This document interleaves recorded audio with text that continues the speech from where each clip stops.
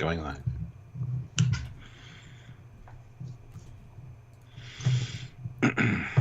We're live. Yay. Hi, Sam. Hello, Stuart. Good What's evening. We're doing a review. What? We are? What? You did get the memo, right? Welcome back, everybody. He got the memo. Hang on. Discovery. I'll start sharing straight away. Go for it. 13 of you here, 8 likes. Hit that like button, guys. Let's get up to 20. But it's how math works, and don't worry, we can do it. Hit the like button if you haven't already. Good to see you guys. Sean O'Neill, Scottish Nightmare, Ozzy, Metallica fan 1442, and Feed Me Seymour.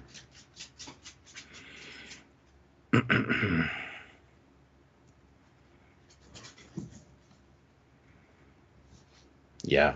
Anyway, hit the like button. By all means, make sure you're subscribed to the channel and click the notification bell icon. And check the links down below, or the button down below for joining the channel. Or head over to Patreon/Trekyards. That's another way to support us as well. If you really appreciate what we do here, we'd appreciate you guys helping us out on a monthly basis. So please do so. Also, there are links down below to the Teespring and the TeePublic store. You can get yourself some cool Trekyards merch. And, you know, we want to see you rocking that Trekyards merch, because it's cool shit. Yeah, come to Vegas, rock the merch, get yourself with us in Vegas with our have our face on your chest or feet. Yes, with socks or underwear. This is the way, Stuart. This is the way. $2. Shuttle bay door was closed. Poll time. It was. I've been quite pleased with them. They've not needed us to call them out because they've figured it out. Yeah. Scottish Nightmare says, anyone got episode 7 instead of 6? I hear that was an issue. That's the first time hearing about it. Yeah. No. Cool. But also not cool. Hey, at least France didn't get them all early. Yeah, no kidding. Scottish Nightmare says, I haven't decided to go to Vegas yet. The cast doesn't seem that great yet. I mean, that was pretty good from what I saw. Regardless, it's still an awesome weekend. I was just hanging out with other Trek fans. So. It is. Yeah, Ethan Peck, William Shatner, Walter Koenig, Paul Wesley, Kate Mulgrew, Sigmar Martin Green with a very, very old headshot. That is not what she looks like. That is like 9.5 years old, the headshot. And Shatner's a brand new one. He's got grey hair. Jerry, Brent, Frakes. Hey, finally I can get John Frakes to like fucking photo shoot. Good luck with that. Yeah, good luck with that. I will not be missing that for the 7th, 12th, 15th appearance in a row. That's bullshit. Will your face get hugged by the Doug Jones again? Maybe. Maybe. Anthony Rappy's now $80 for $80 photo shoot. That is exorbitant. That's like Shatner prices almost. Oh, he'll give me one for free. Yeah, that's a lot. The Forge is going for 70. God, that's exorbitant. I guess. How is Anthony Rapp going for more than the Forge? No, daughter. Oh. Anthony's asking the same as Brent Spiner. So either Brent's being cheap or Anthony's being horrendously expensive. And I think we know which one's which. Gosh. Bit of both. I mean, Anthony Rapp's been in like Brent and, you know, a whole bunch of other things. Brent's been in Trek for 40 years as one of the leads. I know. Yeah. Don't get snarky with me, sir. Dawn Lewis is going. Carol Freeman. That's great. We'd like to meet all the Lower Decks people. Nice. Eugene's going from Lower Decks. Antolin. Voice of the Borg from First Contact's going. That's a new one. Okay, that's cool. Scottish Nightmare. If the Orville cast came again, I would go. I need Scott Grimes' autograph. Well, Scott Grimes was also in TNG. He was one of Wesley's buddies. Yep, deleted scene, McGee. Captain Patel's going, the QD. Oh, nice. I mean, this is a great Canadian. lineup. She's from Toronto, actually, or Vancouver. Can't remember, but she's in a lot of Canadian-made stuff. She was in RoboCop 2. Not RoboCop 2, RoboCop the remake, I mean. Oh, yeah. Yeah. Annika Hansen's mum's going. That's pretty cool. This is a great list. Rios is going. Toy Newson's going. I mean, this is a... What more do you want? This is like... Uhura's going. The new one. This is a top lineup. What do you want, guys? Go, then you can meet us. Audience, on! Go to Vegas to see us. Ozzy, We need your help. Ozzy throws in $2. It's almost Super Captain Foley's birthday. Yes. Maybe we'll do a birthday Drunkyards prior. Oh. I got a lot going on at the end of the month and beginning of June, though, so might have to be like mid-month. Maybe next weekend. We'll see. Maybe. Who knows? Mark Lawrence maybe knows. $5. This episode was pretty solid. Looking forward to seeing everyone here from Trekyards in Vegas. Don't be shy. Come say hi. Hey, that rhymed. Ooh, I like it. Yeah, Mark Lawrence will be with us. Yes. He is our man on the ground. He's helping us out. He is awesome. He is our Morpheus. He's just... If you see us and there's a random guy floating around us, that'll be Mark. Can't miss Mark. He's awesome. So speaking of missing Mark, with every phaser bolt that you've sent, Stuart, what do you think of Discovery Season 5, Episode 6? We're now over halfway, and once we finish this one, we've got our last 3 to 4 episodes to go. I'll do a poll. Let us know what you think of this episode. Thought it was okay. It's serviceable. It's a good Star Trek episode, but it could definitely be a TOS script, honestly. But that's fine. I mean, that's good for Discovery. They finally figured out their writing, I think. That being said, for this story and this season, this is not one of the best ones for sure. Probably the worst one of this season, but still very good in the realms of just Star Trek. The Prime Directive gets brought in. There's some good stuff there. The whole Colbert thing, I think, is going to line up at the end with the Stamets thing, which we can talk about later maybe. I think it's a real testament to the writing staff has just got better knowing what to do with Discovery. That being said, when you look at their IMDb work, a lot of these writers, they've never worked on sci-fi. They've never worked on Star Trek. And it's kind of noticeable in some episodes, like the last one, Mirrors, was very high school drama-y, it seemed like, and could have been better. Missed opportunities. This one, though, as a whole, I think the real standout for me is Rainier, even though he's got such a minimal amount of screen time in this episode, but his characters come so far, and I really love the way that they've done that. He's, encouraging Adira on. He's not being as gruff and as, so I appreciate that 100%. The Kovich was nice. Where did he get that legal pad? That'd be like papyrus at this point, 900 years old. But, if he's a time traveler or has access to time tech or anything, or if he's a Q, as Feed Me Seymour likes to think he might be, he can he's resourceful, don't you know? So there's a lot in here that I liked. But it was the worst of the season, in my opinion. Still not bad, but just sort of okay. And the big question that then goes with that is that how is it on rewatch? On multiple viewings, when of course you then know the pacing and you know the vibe.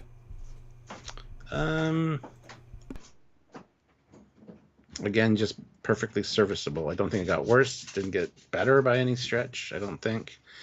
But it's still, there's a lot of unanswered questions. Like, what about the rest of the towers?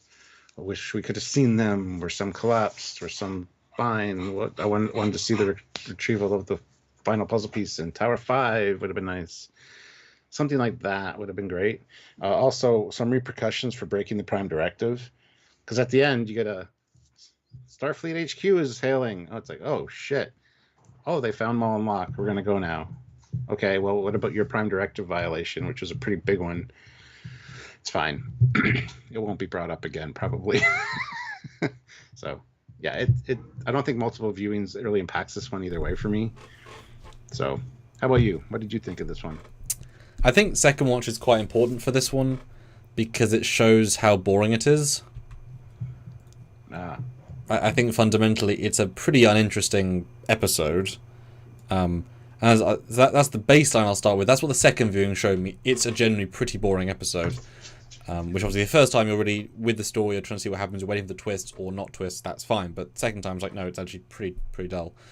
As I said in another review, if this had been a season 1 episode, awesome. It would have fitted right in with Star Trek, would have not been a memorable one, but it would have been, had it been a season 1, these characters would have felt like they had something to do. Burnham would have shone, etc. But as a season 5 episode, exactly. It's like, why is Burnham doing everything she shouldn't be? The Culber thing is uninteresting, really, at the meat of it. The hologram is unrelatable, as in, of course, they already have a interactive hologram helper that's fully real 400 years ago, let alone, it wouldn't, so that's not a real scene, that doesn't make any sense. The end and second viewing, Tilly's most stupid officer in Starfleet, because they're dying of asphyxiation, and yet she leaves the fires active and alive. If she's dying of no air, you stop the fires so that you don't die as quick. But she left them on until the very last minute, and you can still see in the background. So she's a stupid Starfleet officer that kind of deserves to die at that point, if that's the issue. So ridiculous. At the end, they say the prime directive, but don't beam into the control center. Okay, beam into the corridor or run into the control center. Solved. Don't beam into the room then. Beam into the room next to it and run in. Solved. Also, you've already done in this show memory wipes. Memory wipe the guy. Nothing broken. Zero issue. There's so many little problems like that. There's just giant, like, no, that doesn't work. Why is Adira still gentle and silly? And nope, no reason for that. No Tal at all. Yeah. You know what would have worked for me? And I thought this when I was talking about last night on my first reaction live. We mentioned the other towers. It would be nice if they reactivated them, first of all, because they were just broken down, some of them. Yeah. Bring some more life back to the planet. And you could double that up with the fact that the guy said, when we've tried to stop the sacrifices before, there's been upheaval, there's been riots, there's been problems with that. It's just a different way of speaking to the gods, right? So if you reactivate the other towers, because we didn't sacrifice this one, this is the new way going forward. The gods have now blessed us with more rain planet-wide. Ta-da! Yes, it is kind of using your prime directive violation a little bit more heavy-handedly by perpetuating this myth that the gods have said, now that we didn't sacrifice these two people, we're getting more rain. But it would have made it a better ending, in my opinion, if they had done that. Because it seems like they didn't reactivate the other towers, and that's just... Oh, they didn't. I mean, unless they say it, they didn't. So they didn't. They just left the people to stay in a small bit of... bit of... We're dealing with the dust storms far away. It's a real problem, etc. And also at the end... Sorry, I'm really thirsty. I need to have a drink. Fair, yeah, that absolutely makes you very thirsty. And I had this confusion going in. There was no run until Burnham insists on it. That was a plot point, and everyone's chill, happy to do it. But then they say, because second watches, it's really boring because there's nothing really happening. But you pick up on all the cultural stuff that on the first time goes over your head. So second time is interesting for that regard, but it's also very slow and boring. So they say that rains haven't been for many seasons, but they also haven't done a sacrifice to make the rains, and they can make the rains at any point if anybody offers themselves for a sacrifice. At any time, there's no criterion. So no one has chosen to make there be rain because they know it works. So why wouldn't? So that's them causing their own drought. And if they had sacrificed somebody and the tower be broken, therefore not causing rain, then they would have learned that from, we've sacrificed 7 people because we haven't had rain in 6 months and a year. Why is it not happening? The gods are pretty angry at us. No, they know it's going to work. So it's huge, like, structural elements are like, well, why is this equal that? Because if you don't need the person, then they could just go up and just activate it every day and cause rain. There'd be no, someone would try it at some point and it would just work. But if it's not working because of the broken device, then they would have sacrificed people in between and realize it doesn't work. And there was no sense of that. So I don't see it likely that we've not had rain in 3 years. How long since the last sacrifice? 3 years. Anybody? Nope, just going to start with, okay, cool. And yet she's dying to go for it. It's broken. They didn't connect the dots. In the second watch, you realize what's happening. That's one thing I noticed on my second watch, because I brought that up in our first review. Was it seemed very coincidental that that's when the thing was happening, but it was Michael Burnham that asked for it because she really wanted to get it inside. And it was that easy. Yeah. And then suddenly 12 people wanted to do it. Another thing on second and third rewatch, I noticed there is a scratch. I know there is scratches on the outside of the vial. That I was looking. The 3. I'm looking at a screenshot of it right now. You might not have the exact same one. Yeah. Because it's when the lights are all flashing, and I'm like, well, you're looking because this. Yeah, I see it. They're retesting the water. Vial's damaged. Maybe there's a piece missing. Did you not think that those scratches could be something? You've been looking for symbols. I'm just saying. Well, not just that, but that is not a clear enough shot in the context of the episode. They never once actually show it. Yeah, there it is. Yeah, and say, there's a symbol. And no, a scratch is not a piece missing, you idiots. It's a scratch. Because I was thinking that second watch, like, it must have been there, but they never show it. There's zero payoff there at the end. Yeah, it's in second time it really shows off the plot problems where you needed another rewrite, you needed another draft where you can just adjust some things. And I liked the intro is fine visually, but it didn't tell the audience this is a scratch. We're highlighting a still frame of it's like for a strobe moment. If there's a strobe moment and suddenly you flashed a villain in the background, I said, no, you introduced the villain. No, you did in one frame of a strobe in minute 2. Doesn't count as introduction. That counts as a Easter egg seeing you miss it. And even her line, like it just doesn't work together. They should have said, "What about these scratches?" Well, they could be anything or something, and then just probably some markings, but no database. Yeah, done. That's it. Yeah, very very strange. And Rain's there. He's fine. Stamets is there. He's fine. Book is there. He's okay. Bridge crew aren't there anymore, and they're definitely good. They're definitely just left, I guess. They got fired. I don't know.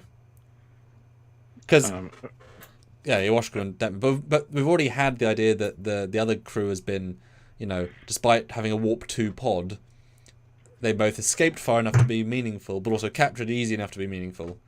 So the other pod, of course, people go with. Well, Ray Ricks, £5. Okay, episode, but Prime directive for Burnham. It's more like the Prime suggestion. It will not be mentioned again. It might be mentioned next episode or something, but I kind of doubt it. But yeah, it's same with Kirk though. This is exactly what Kirk would have done, so it's fine. I don't think for a second it'll be mentioned. We've had several things she's done this season that have not been mentioned again. Yeah, they don't care. But like I said, you just wipe the memory of them. That's it. Why not even mention it? Like, they did that in TNG. They did that in many shows. Like, 1,000 years ago, they could do that. So therefore, Prime Directive is about actual contamination, not one guy saw me who I can wipe his memory and therefore be fine. And there's no reason to think, because they have little markings on their face, their biology is so different from us, they can't be mind-wiped. It's not really simple stuff. It's hard to have threats if it's that easy. Yeah, but mind wiping isn't something that they should be revisiting, if I'm honest. I kind of like the way it was dealt with here. Whereas, like, so logical, though. I love when he said, "Are there no gods?" And she's like, "I don't know, but there may be your gods as well as us." I love that, and I wish that would have included something with the towers, more rain on the planet, fixing them. Yep. Incorporated with now you no longer need to have to sacrifice people. Because the gods have essentially spoken. Because we didn't sacrifice these two, we got more rain. You could work with that. I know they didn't have a lot of time, and it was kind of a fast wrap up at that point. But you know what I mean? Like, because he points out that was going to be a problem to stop the sacrifices. I don't know. But we're never going to go here again, so it doesn't matter. And no link to the idea that the marking or whatever was similar to the preservers, because that was in the trailer. We say, hey, that's the same. No link to that either. Yeah. And I guess the Denobulans are allowed to in TNG add a tower of tech that counts as non-Prime Directive breaching. No, they said that they broke the Prime Directive. There's a line that says that. Did they get punished for that? The scientists broke the Prime Directive. So. Well, they didn't because they weren't caught. Yeah, it's not a big deal. The Federation does that shit all the time. Well, indeed. Breaks the Prime Directive to help out a planet. Well, I know people were saying in the comments, they didn't even show them walking up the tower. No, there's a lift. Obviously, there's a lift inside. Like, the guy has a lever. He knows how tech works. Like, he just goes in, presses a button, it goes up. He understands that. There's no problem with that. There's obviously a lift. They didn't walk it. Yeah. Anyway, so we Black Room Lights, cool intro. Vial, very disappointing reveal. It's water. It's wet. No life sign, just very boring. It's literally water. Mm-hmm. But Burnham's the smart one that finds the solution, as she all often is. Yeah, because Stamets makes a point of saying he's studied all the scans of the ISS Enterprise. There was never anything else there, so this is the piece. But yeah, so she's like, well, it involves water. Yeah. Yep. What exactly does she say? Because it's actually pretty clever. Worlds that have had severe droughts and needed rainwater alternatives. This is before she knows that the scientist is a denobulant and specifically worked in the weather. But she gets to right now because she notices her little Omega thing, the thing's moving. So she's being summoned. I guess she's always holding that in her fingers. Like, yes. What signal did it give her that? Probably. Yes. Anyway, she goes in and talks to Kovic. She does. She says, might be important to know which scientists did each clue had a different scientist. I got their names. Wrote it on a pad of paper. Yeah, this is a good scene, although confusing, of course. But it's trying to be confusing, so that's fine. I would say be disappointed if they just say, "Oh, he's a time traveler breaking all the time laws." It's like, okay. Well, somebody pointed pretty out boring now. On my first reaction that the white Omega room that they meet in is where Q brings people, like in tapestry. So is he in fact Q or some kind of species like that? I don't think Q's is actually a white room. No, but it's the same thing. Like, it's all white. Well, yeah. If you assume he's using Q powers versus actually a physical room, I suppose, yes. That'd also be so boring if he's a Q. That would feel so... Like, Qs can do anything and everything, and he's being a grumpy old git that sort of helps, but not really. That's just so dull, for a Q. That's the thing. The way either they're going to go really big with it, with him as a character, and make it a really strong ending, or this sort of lackluster step. Is it interesting? Probably not. But also, they could just go to Carl and ask for paper. I mean, could you not? I don't know. But it is odd it hasn't been decomposed, because it would have been. Therefore, it was in cryostasis or something, because paper doesn't last that long. So it's been something temporally done something. It's actually older than 900 years because it's 21st century paper. Yeah. So, Ray Ricks, £5. The Denobulans broke the Prime Directive because they artificially altered the fate of the whole society. Yes. Sure. Ish, yes. There's a line about that later, yes. Mark Lawrence, $5. This episode made me thirsty. I ended up having to get up to use the bathroom a few times last night because I drank so much. Oh, Mark. It was good drinking. Oh, let's see. What is the poll? Go vote in the poll, guys. Yes. What did you think of this episode? Loved it, liked it, okay, or meh, bad? It's a pretty specific amount there currently. But yeah, it's a decent enough scene. I like that we know who the scientists are. That's nice. All very relatable races. We'll see a little bit later on. Yeah, pretty gentle. Although this room really lets you see the fabric of her coat very well. Because, it's just being lit. I quite like that. Next scene is the hologram talking to his grandma and talking about the therapies working well. We should push this forward. Sending a message to Dr. Pollard. And then asks her about the spiritual thing, and it's like, I have no idea. But it taught you to be a man of science, so look at the science. And I think this is where my new theory comes in. Yes, tell the audience, Joe. Because I talked about the mycelial network. Maybe that's how the progenitors seeded the entire galaxy with humanoid life. Paul has a good understanding of that, obviously, so when they find a progenitor tech, he was going to become important. But he's the science aspect of this team. Now, Culber is the spiritual aspect, because he was basically inhabited by Janal, who there's nothing wrong with him physically, but mentally, spiritually, there's something going on. So I think it's one of the progenitors' tests. He's the spiritual aspect of it. Paul's going to be the scientific or the technological aspect of it, and it's going to come together at the end, where it's part of the learning, because each clue has a lesson. How do you treat life forms that are different than yourselves? Cultural context, all that stuff, right? So I think that's where this is going. with the spiritual aspect, and even them being a couple, and Paul not understanding and just saying enjoy it. I think it's going to come to play at the end, but just throwing that out there. Anyway, so we get to meet his grandma. Yay! It's very, very possible. And like I said, this is illogical because there's no way in hell this holograms. They've never done a program like this into this century, and it's also not that much more advanced. It's just an average. Yeah. Zero chance. I want to get your take on this. Does this annoy you as well? Even though this is 900-year-old advanced holographic tech, it's still like, just to tell us because we're stupid. Yep. That's a hologram. Yep. Again, doesn't make any sense. It just doesn't work. Sorry. Not just that, but as someone mentioned, the question is, how did this hologram know a secret about the grandmother that she actively lied about his favorite food that she threw it away? Like. Now, are we saying... Now, this is obviously... He's born in the future. Are you saying that she recorded somewhere in some civilian log that happened, and the algorithm found lost data from 1,000 years ago and inputted it, which was super surprised about? Or something, yeah. Or is it so... Because if that's the case, anything could do that. Just do a scan. We've got computers that are so fast, that should be seconds, if not microseconds, right? That's not an impressive thing to say.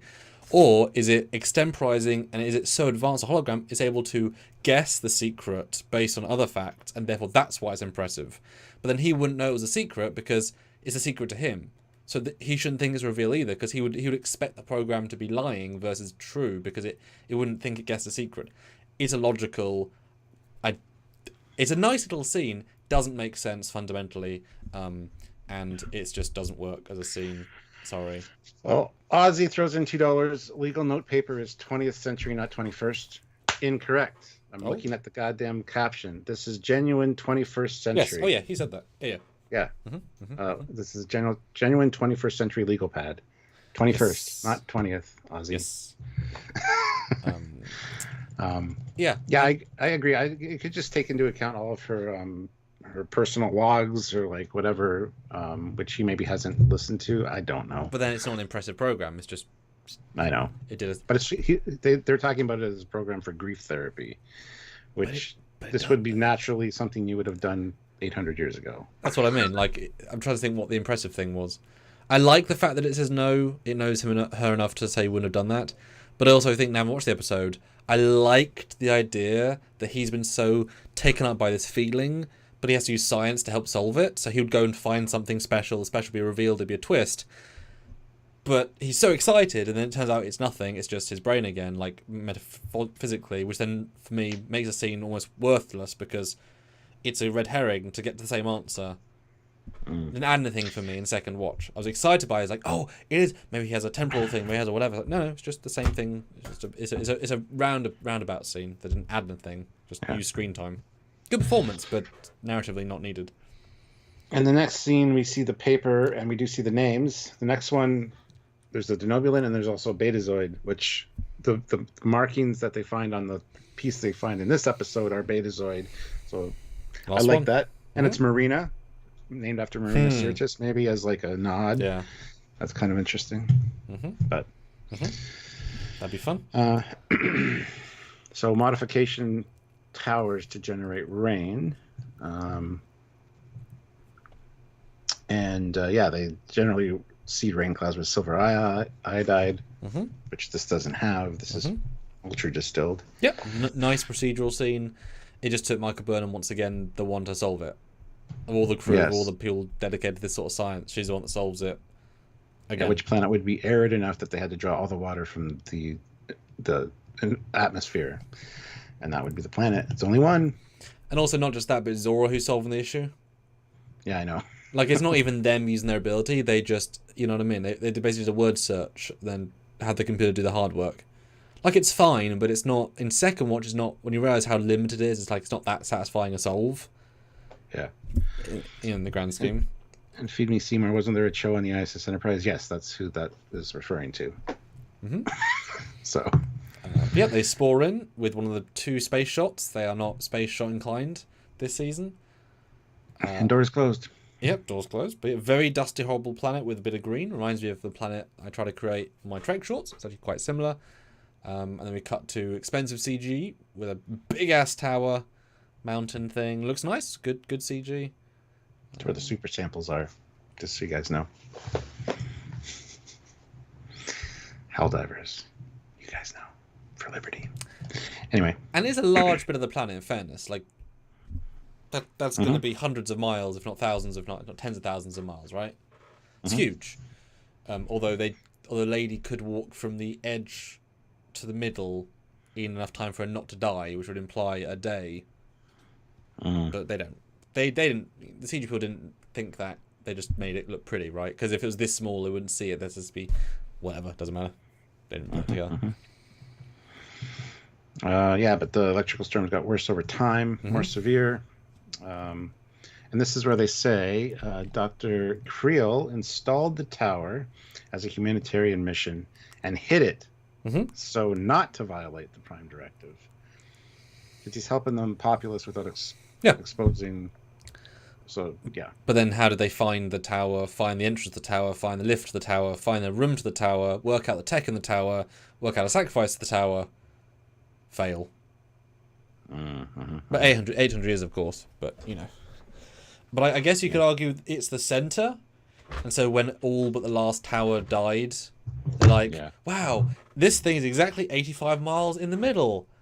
Let's look at it. Oh, wow, this... Although they do also... No, they also say that they run around the tower. That's part of the ritual because the grandmother person did the thing. So the tower... They knew the tower was important. So the Doberman had to create a story to make the towers important. So I guess you stay near the tower. So he kind of fucked that as well because eventually they'd find something. But, you know, that's why you don't interfere because it will interfere. And it obviously created a god myth. It created a sacrifice myth that killed thousands of people. You know, it saved thousands of people, but it killed thousands of people. And Adira's now bridge. They asked to be on the bridge, and they're on the bridge, and they're exactly just Tilly again. It's boring, no offense. It's just the same thing. I don't get any personality from it, really. It's weird. You know?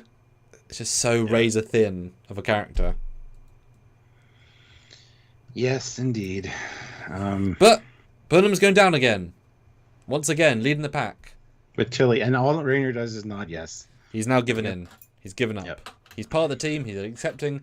And what's lovely about this scene is that later on, when Hugh goes to Stamets and asks him in the morning to help the thing, one of the chief medical people and one of the chief scientists are so in demand. They're so bored. They're so lack of assignments because Burnham's doing everything. They have full free time just to do a side hobby. During a special galactic mission, they're so bored. Because normally you would have brought down into Kirk's time McCoy in case you have to do any medical, a science officer to do sciencing, 2 security officers if you have to, and dress them all. They could all be busy, but they're not. Once again, Burnham. Crazy. Yeah. They also say they're going to have to observe the Prime Directive, so they're going to have to disguise themselves, blah, blah, blah. All the typical stuff here. It's fine. Yep. And then we hear the whistling. Whistlespeak. Now Tilly comes in looking good. She's got like makeup on, everything. She doesn't have the head things done. Oh my god, they did that in transport, for God's sake. I don't have a problem. Didn't even notice that. I don't have a problem with being able to do that during transport 900 years in the future. That's not a huge stretch of the imagination. But yes, it was very noticeable the way she looks here. They beam. And then all of a sudden her hair is different, no makeup. She's got the head ornate, thing on. Like, if you're going to make that a thing, don't have the clothes on. Say you're fully teleport transformed. Why the hell would you pay the effort to replicate clothes, get into the clothes, to then have your hair be done, your makeup be done, and a marking applied to your face? Why the hell? They just forgot to do the makeup, didn't they? They just didn't do it between shots. The fuck is that about? I didn't notice that. You're right. I assume the scene they had it all on, because why wouldn't they? That's ridiculous. That's absolutely ridiculous. It's just so stupid. Oh, and also this whistling has no part in the story. It's so odd. It's a huge little scene in terms of it feels like it's meaningful. It's the setup for the film, for the thing. Not even the song that she sings later about her dad is even a whistle song. It's just humming. It's not even the whistling. If it was the whistling, it makes sense. But it's not enough. They point out here that the whistling lets them communicate across great distances, kind of like drums, Yeah, like from ancient cultures and stuff. Like they do that in the next scene, but that's not called a setup and payoff. That's called a cute cultural thing. Like, why even bother having this if you're not going to be in the plot at all? It's just padding time. This is a setup for no payoff. I don't know why. It's cute. It's nice. It doesn't do anything. Why? Why is it here? Why? Don't get it. Yeah. And they make a point of saying they recognize 3 distinct gender identities, and they prize their connection with one another. So, cool. Multiple words for pain. And dust, which I got. That made more sense second time because it's, live on a dusty planet. Well, no, dust is one of their words for pain. Oh, I missed the middle bit then. Okay. Yeah. Makes even more sense. And yeah, it's cool to hear her say, I feel like I'm back in Dr. whatever's linguist seminar on Vulcan. I kind of like that because she's showing her scientist roots again, which is nice. It's a cool idea. It just doesn't go anywhere or mean anything. Yeah. But yeah, they beam down and entirely change their hair and makeup and such, as you say. Now, while the tricorders is a cool idea, it's not a stealth tricorder because their eyes glow. I think that's just for the audience. I'm not giving that. I wish it glowed like. I wish it glowed like just faintly instead of so bright, but yeah, or like a little twinkle in the iris. Yeah, because normally you'd present it with a little noise and you'd see the first person. Rentinal tricorder mod. Yeah, because even timed later on in a scene which turns on and off so that the lady can't see. So, I mean, it's cool, but also doesn't do anything special. And would you want to be installed with a tricorder mod inside your brain? I guess that'd be cool. I think it'd be cool. Just to be able to pull it up whenever and be like, "Yep." Have you not dealt with Control, who can hack your brain by itself? Don't add a tricorder to your brain. Goodness. And real night as well. Good for them, because they sometimes do fake night. Yeah.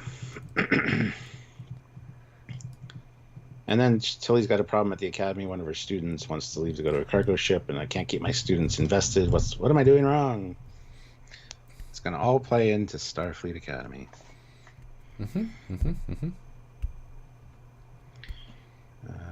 I do like that the Universal Translator translates the Whistlespeak, though. That's kind of cool.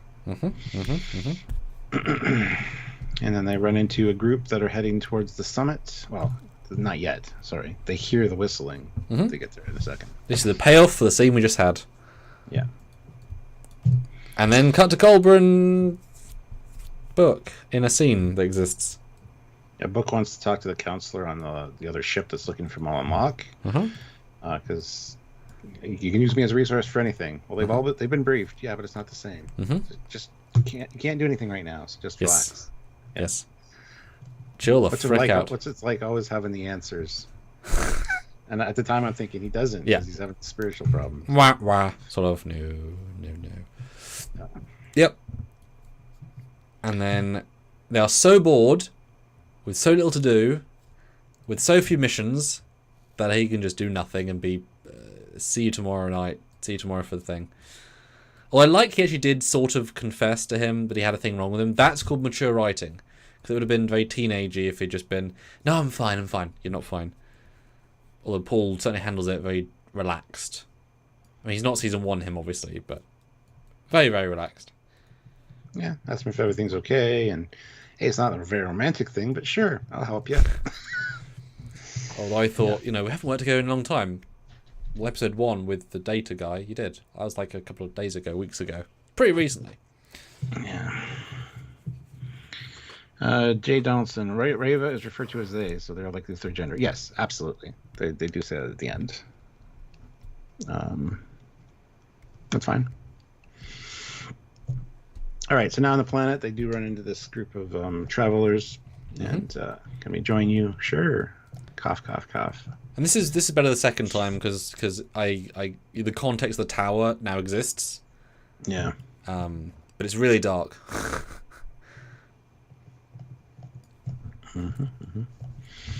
We come from the east. I always love when they do that. Yes. We're from the north. Although, of course, given that black and white people are slightly you could argue evolve from different places. There is a ginger and a black lady. Is there enough in the difference in the society? I don't know. They don't know.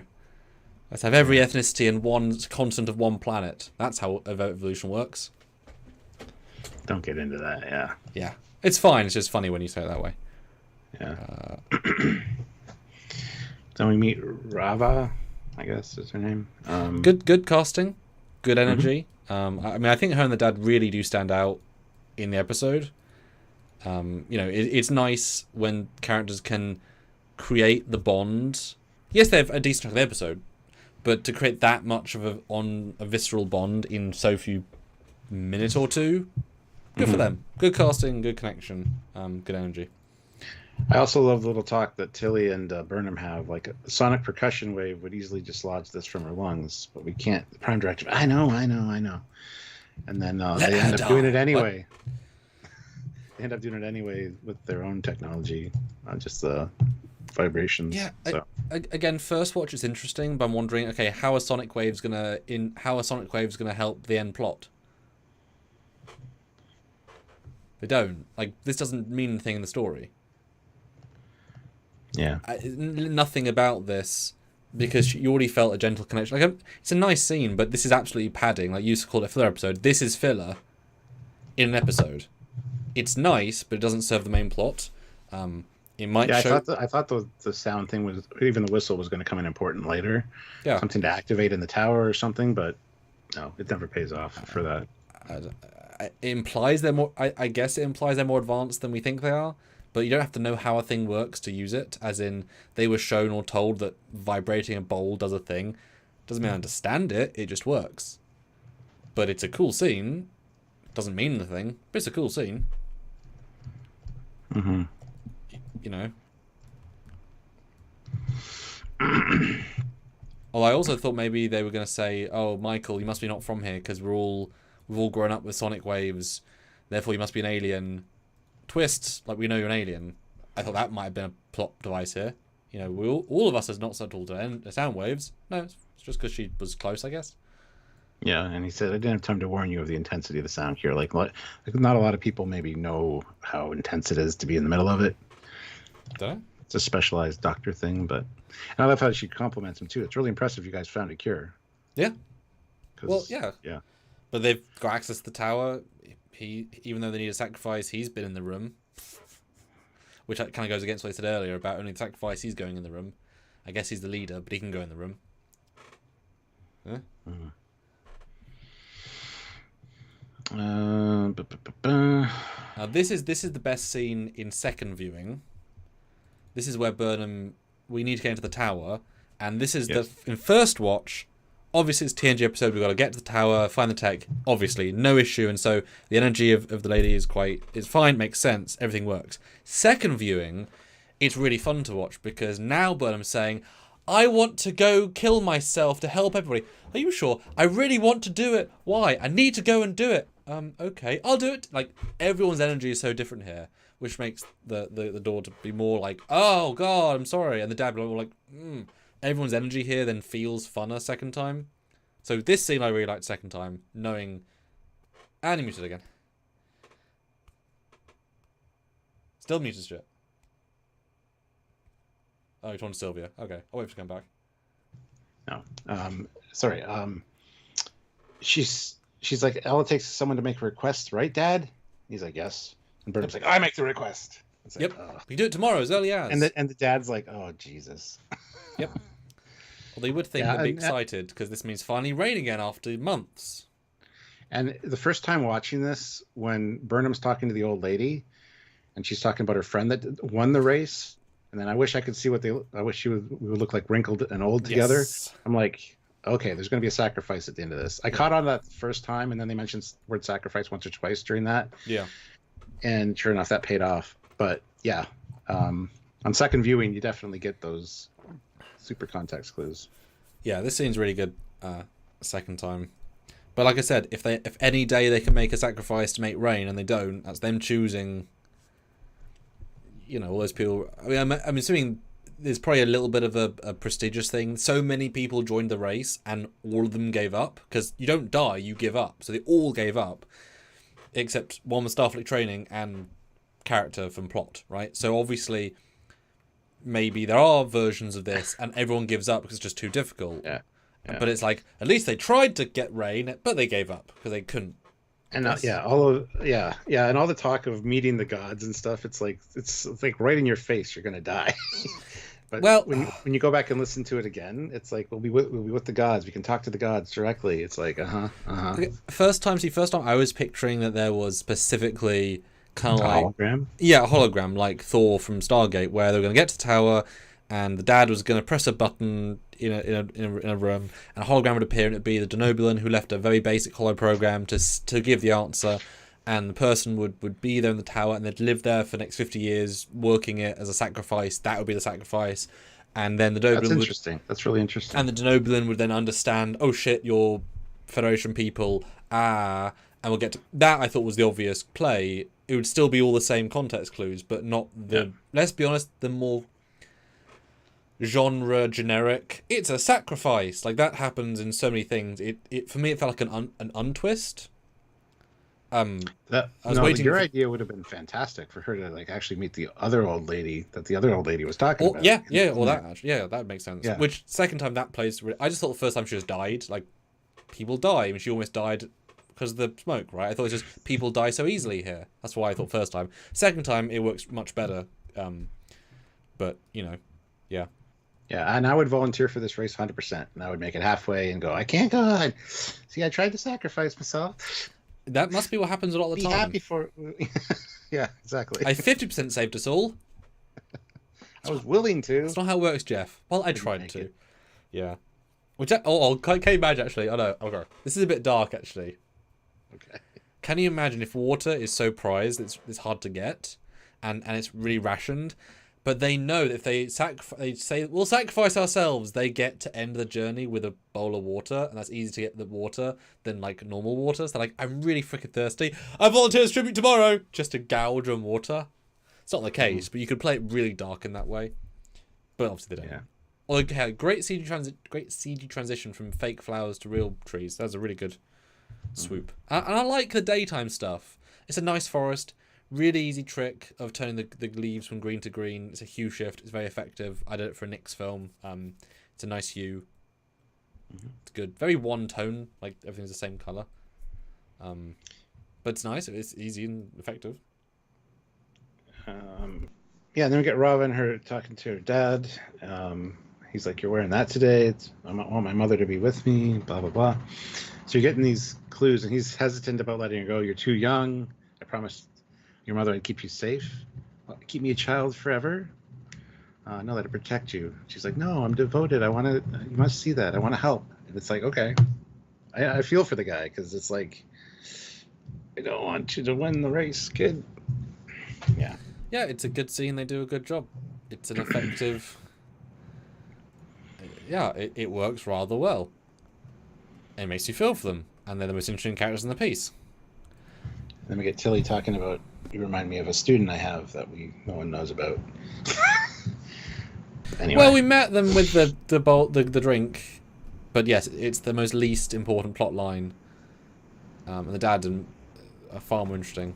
Then we get back to the thing. We learn there used to be 5 buildings. Great, and they are as easy to fix as configuring and stabilizing a single panel for each. That is it.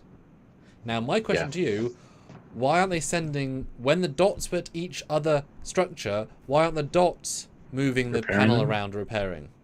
Because they can absolutely do that. They're 32nd century sentient AI robots being controlled by Zora, who's a massive sentient AI. Why the sin aren't they just fixing them in like an hour max?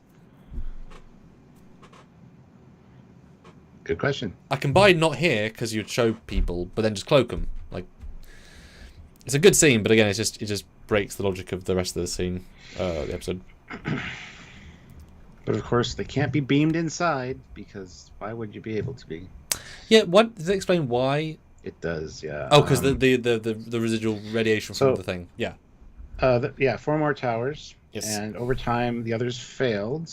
Their energy distribution matrices fell out of alignment. Sounds pretty easy to fix. Very easy. And that's the same thing that's happening to the high Yes. summit. So That's they're what's causing very the explicit energy with this. field that's stopping us. Yeah. That's it. Yeah. Yep. Super easy. Barely an inconvenience. Stuart, you get right out of his mouth. And all of the towers have an auxiliary control panel hidden nearby. Yes. Somebody made a point of saying that last night on my first reaction. Like, why didn't anybody see Burnham at the thing if they were all at the base of the tower? And it's like, no, they clearly say it's hidden nearby.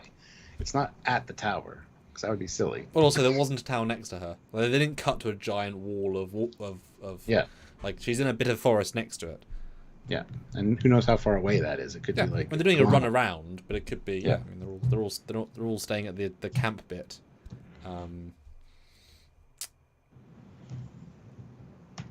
That's the scene. Again, I love Rainier though. He kind of stands behind Zero like, do your thing. I'm proud of you, kind of thing. Yep. So. Nope. He is. He's another tick in the game of life, right? Yeah. Further forward a step. But guys, 44 viewers, 25 likes. We'll get some more super chat comments. Your thoughts. What are your thoughts on this episode? Because I think we're pointing out quite a few slight idiosyncrasies. We'd love to know. Yes. What you guys think, and the poll is at 47 votes. We'd love to get at least 55. That should be very doable. I'd also like 50 likes, so hit the like button for sure. Yes, guys, come on. Let's have a like spike. 43 of you. That means that we can at least get 43 likes, right? Yeah. Because it's physically impossible for you all to be here and have quick like. There would be 43 likes. So I want to see a like spike right now. Go on your phone, go on your iPad, go on your TV, go on your Apple Mac, go on your Amiga device, go on your Xbox, go on your anything. You can click like. Or just sit on your couch and do this. That counts as a like too, but not does it? We don't see that. We don't see that. Unless you've got the holographic mod where you can tricorder. Yeah. I'm just picturing people sitting at home doing this right now. Let's get that going. Ozzy's Everybody just going. Watching, just go like. Like it's that easy. You just have to press Take like. a picture, take a selfie, and post it to our Facebook. God.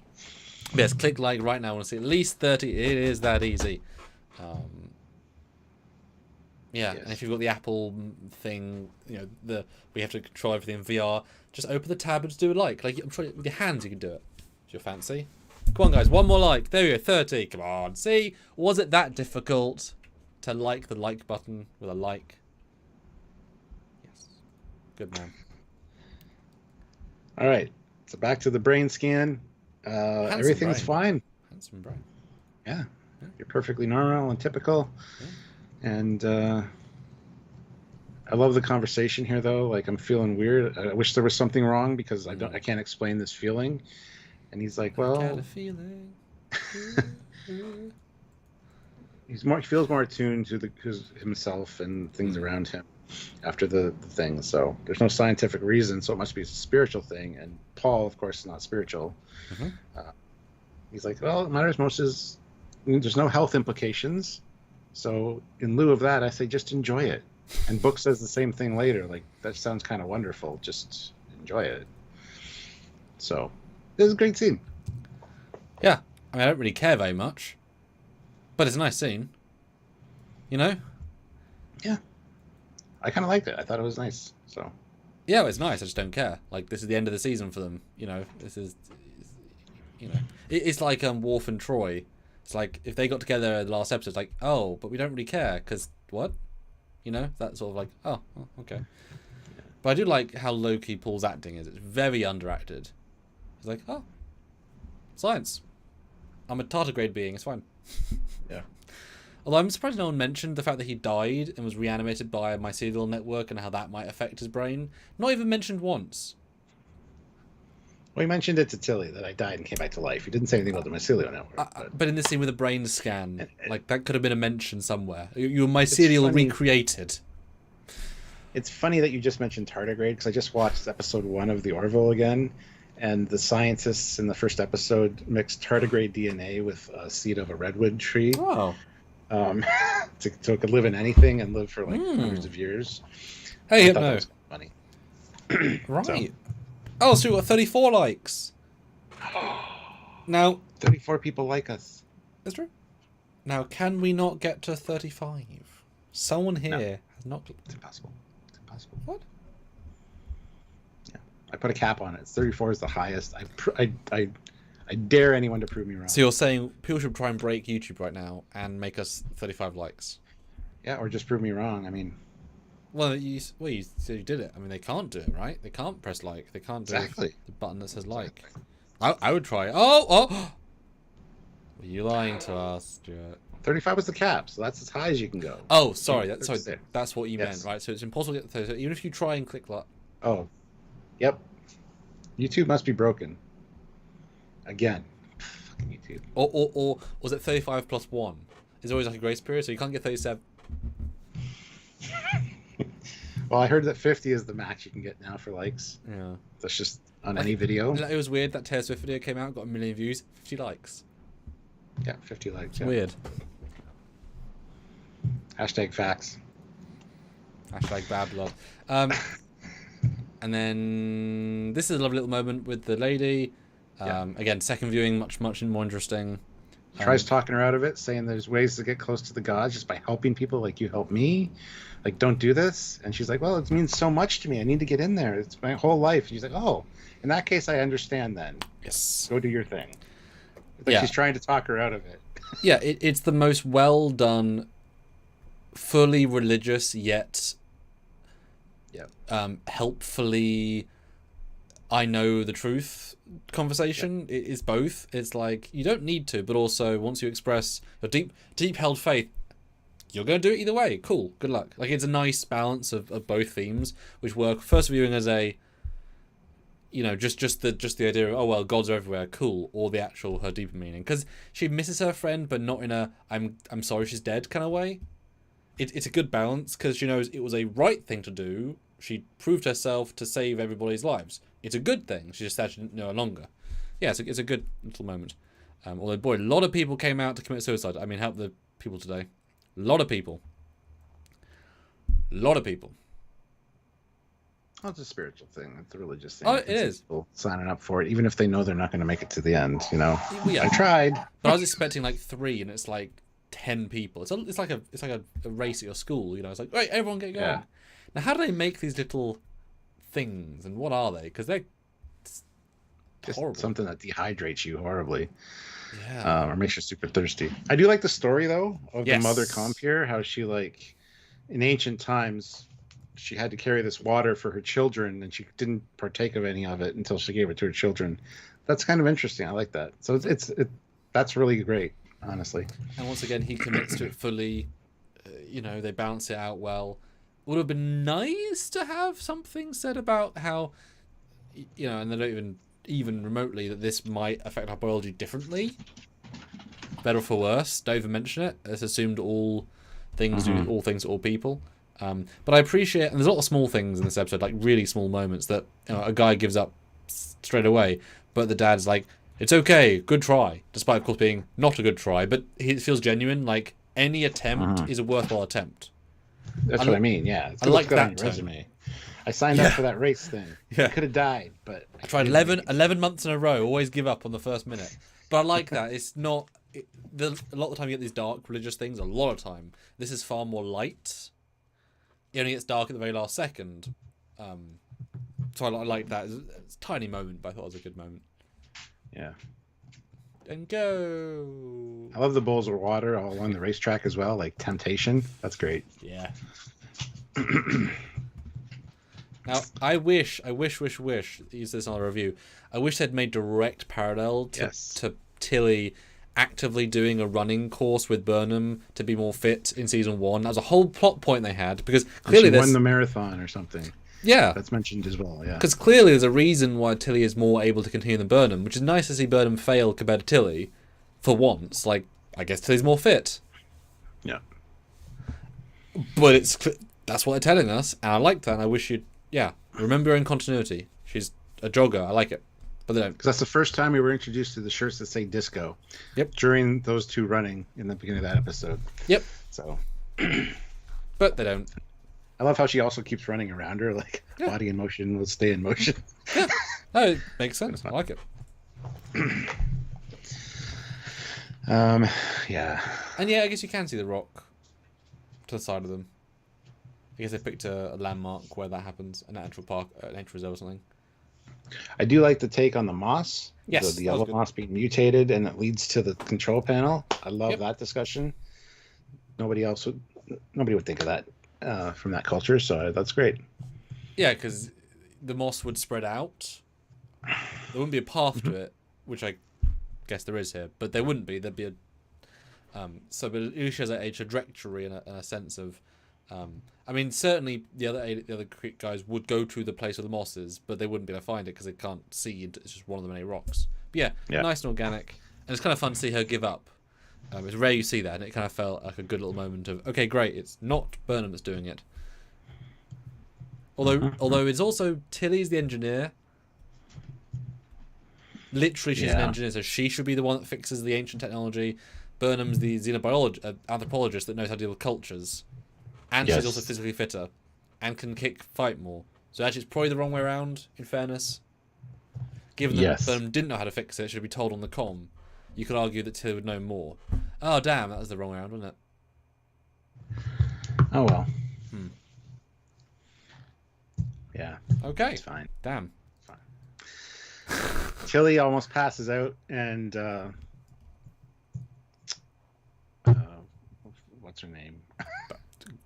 Vara says, we're the only two left. I want competition. Come on. And Tilly calls her a little shit.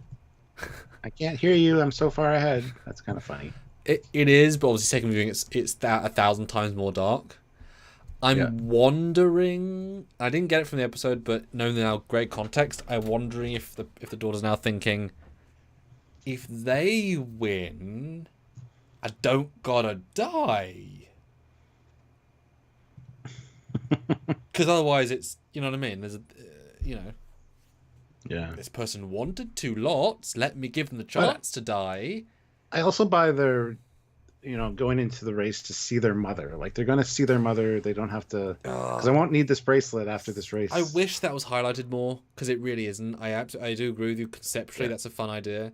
But they never talk about the afterlife. They never talk about the hereafter. They never talk about through the dust storms we see our loved ones again. I agree with you, but it was never brought up. And Chris Gwillem says, wasn't the vial of water classified as a life form in the last episode? Not specifically. We talked about that last episode. There's 3 readings in sickbay. It's not clarified whether they're life forms, but my thinking is it's a quantum signature from the Prime universe. There's 3 readings. That's what it is. Yes, we talked about that last, because it was very confusing the way it was delivered.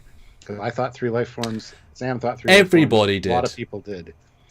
It needed to be clarified more that they were scanning for, because when she pulled up the locket, she goes, scan this for a quantum signature from our universe, which would make sense is what they were scanning for, that on the ship. Fine. But it's never clarified, so that's a writing problem. Yes. That was just, they messed up on very important mind details, because, if you don't think there's life form, it's fine, but... If you say detected a signature, you're going to you're going to say life form. That's what you're going to do, not temporal signature. Well, because everything happens in our universe. So, considering the ship was from a different universe, you're looking for different quantum signatures. I get that, but it's never explained or clarified. So, you've got to make a leap to one or two places, and if you think one way, it's. Yep. Well, as I said to you, I think previously, it would have been the water would have been different to the vial. And the phasers and the tricorders and all the tech and all the clothes. And, there's loads of elements that have been from our universe. Like, a gun is different to a person. Just because you're holding it does not mean it's part of them. Unless they're all separate from each other, then you're reading 3, and you can get down to the nitty-gritty and analyze everything. But, yes, it just looked like 3 dots on a scan. 3 dots on a scan. Although, but then they were holding the vials, so it'd be 2 dots. Unless they hadn't picked it up yet. Which doesn't... They could have been the case. And that's the thing. There's super low information means these questions are like, they have to not have got it, but anyway, yes, they continue the run. I think at this point, most people are thinking this is just padded. Like, it's fine, but it's just so not the story of Discovery Season 5. You know what I mean? This is not the search to find the preserver. This is not Star Trek lore. This is just them doing a thing that's cheap and Star Trekky, but not needed for this season, They could have done so many other things to be more interesting. This is not particularly interesting. They're committing, but it's not what we needed. Yep. And Michael Burnham finds the rock and scans it with his tricorder. Mm-hmm. With a trailer shot of a very thin neck going. I do love that the scan then turns into like a 3D hologram on the bridge that Deer picks up and like moves here. That's great. Although they absolutely would have had scans of it from orbit and scans from the database, they would have absolutely known what it was.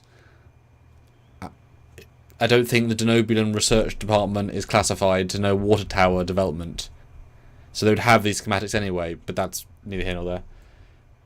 And as I said to you previously, another missed opportunity. There's no TNGL cars. It would have been Denobulan Federation tech, presumably. It would have been nice if they'd had TNGL cars. They say Alcalina chips, which is great, but it's just a generic console from any race. I wish it'd been would have been another chance. It's very, very Discovery design, though. It is, yes. Which is funny because it shows that their future tech looks almost identical to normal tech. This look the same as everything else, means their art design is so the same.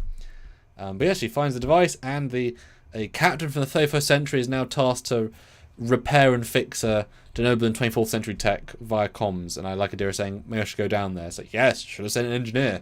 Yep, should have thought about that. No, she didn't say I should have gone down. She said, I think it'd be better if somebody else came to the bridge to handle this because I'm not qualified. And Raynor says, no. Yeah, well, I was thinking, but then should have gone down to help as an engineering party. Yes. That's why I was connecting to. And Adira also says you need to rebuild the motherboard without touching it, shutting it down by accident. It's like, oh, well, no pressure. Yeah, takes about 10 minutes, but yeah. Sorry.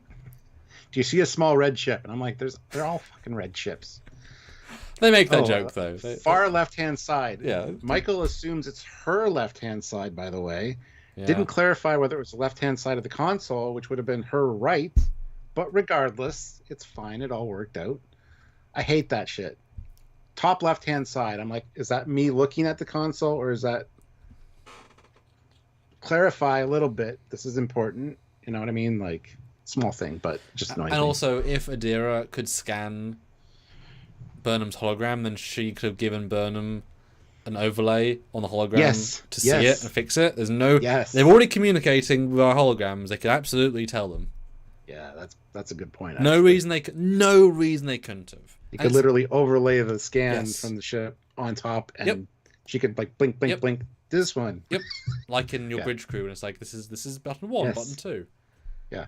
Again, then that's the problem. You invent God tech, and you ignore it. Yeah. Anyway, they get to the end of the race course, and it's like, at the end of her journey, the gods tempted her to drink. So your final 2 racers need to continue carrying temptation. I thought there was more race to do, like carrying the bowl. No, you need to walk from where you are to us. Yes. It's like, that's just dumb. Sorry. Well, they're really freaking screwed. If it was another kilometer holding water, that's a temptation. But freaking 20 feet, it's not a temptation. Well, I assume it's like a crack addict has crack in their hands. Yeah, but you can still hold out for 20 minutes if you're really that passionate about But I think the point is no one ever can, except the one person. Like, this works for a reason. Look, these people really, really like water, okay? They really like water. This is really thirsty. Yeah.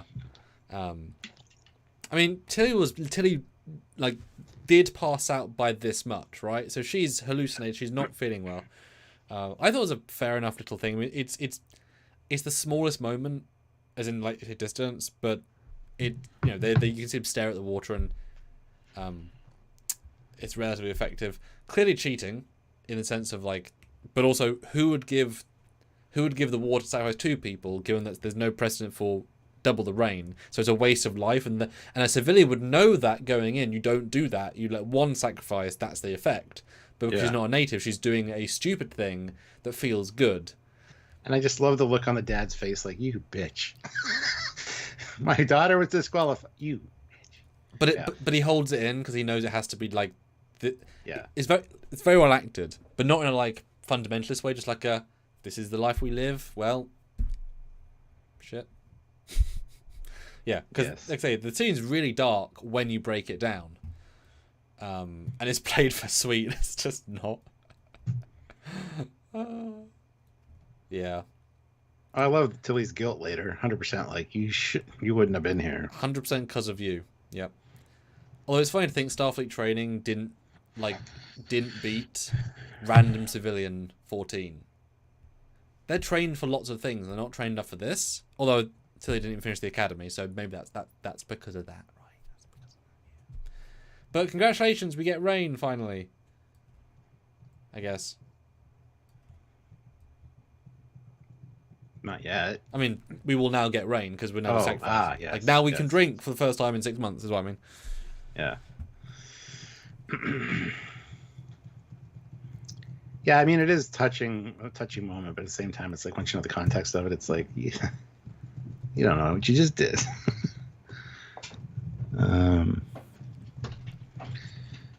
Feed me. Yeah, they're both drunk for sure.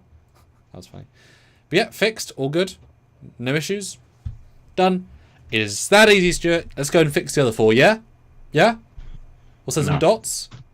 Well, we'll put people in hazmat suits. We'll just get people in the suit. We've got very, very advanced suits that are holographic. We'll just beam them in. Yeah? Don't forget that Adira wanted to quit here, and Rayner's like, no, you got this. Let's bring it home. Yes. Anyway, he's building her up. That's important for Rainier. Yeah. No, it's good. It's the smallest scene, and it's in character.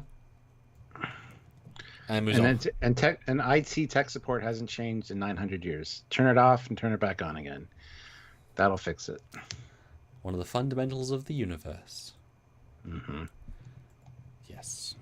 We got lights. It's working. Okay. So yeah, Rava and Tilly are inside now. This I do think is quite atmospheric, so I give them that. But I was certainly underwhelmed by this is the payoff to the entire episode. And it isn't. And also, there's nothing. I can't scan anything. But you don't see the scratches on the wall. I don't think those might be important. Look, Tilly commits suicide by not stopping the fires. She's dumb. She's really, really dumb. Yeah, I thought the fire thing right away too. I'm like, Jesus Christ! Put out the fire. You got a couple more minutes of oxygen. Oh, loads more minutes. Are you kidding? It's a big room. It's a very, very but the sacrifice bit's great. The reveal's great. The twist's great. I didn't see it coming. I wasn't thinking for it, so I thought it was a good twist. All the tones are good. Tilly's face is good. And Burnham's like, holy shit. And just as she says, beam me in, they close the door. And then you can't anymore. 1 second earlier, guys. 1 second earlier would have been fine. Isn't that always the way? Yeah, it is. Maybe we should have just fired photon torpedoes out there. Nacelles again. Could have dislodged it. Yeah, the walls are solid titanium, so they can't beam her out, but they can beam Burnham into the room next to it. Now, Stuart, they play this with an absolute impossibility that 32nd century transporters, the most advanced transporters we've ever seen, cannot beam through solid titanium, right? Correct? Yeah. Why don't they build spaceships where you don't want to beam in and out out of solid titanium then? Because it would make it impossible to beam. Like holding cells? Yeah, I know. Like holding cells.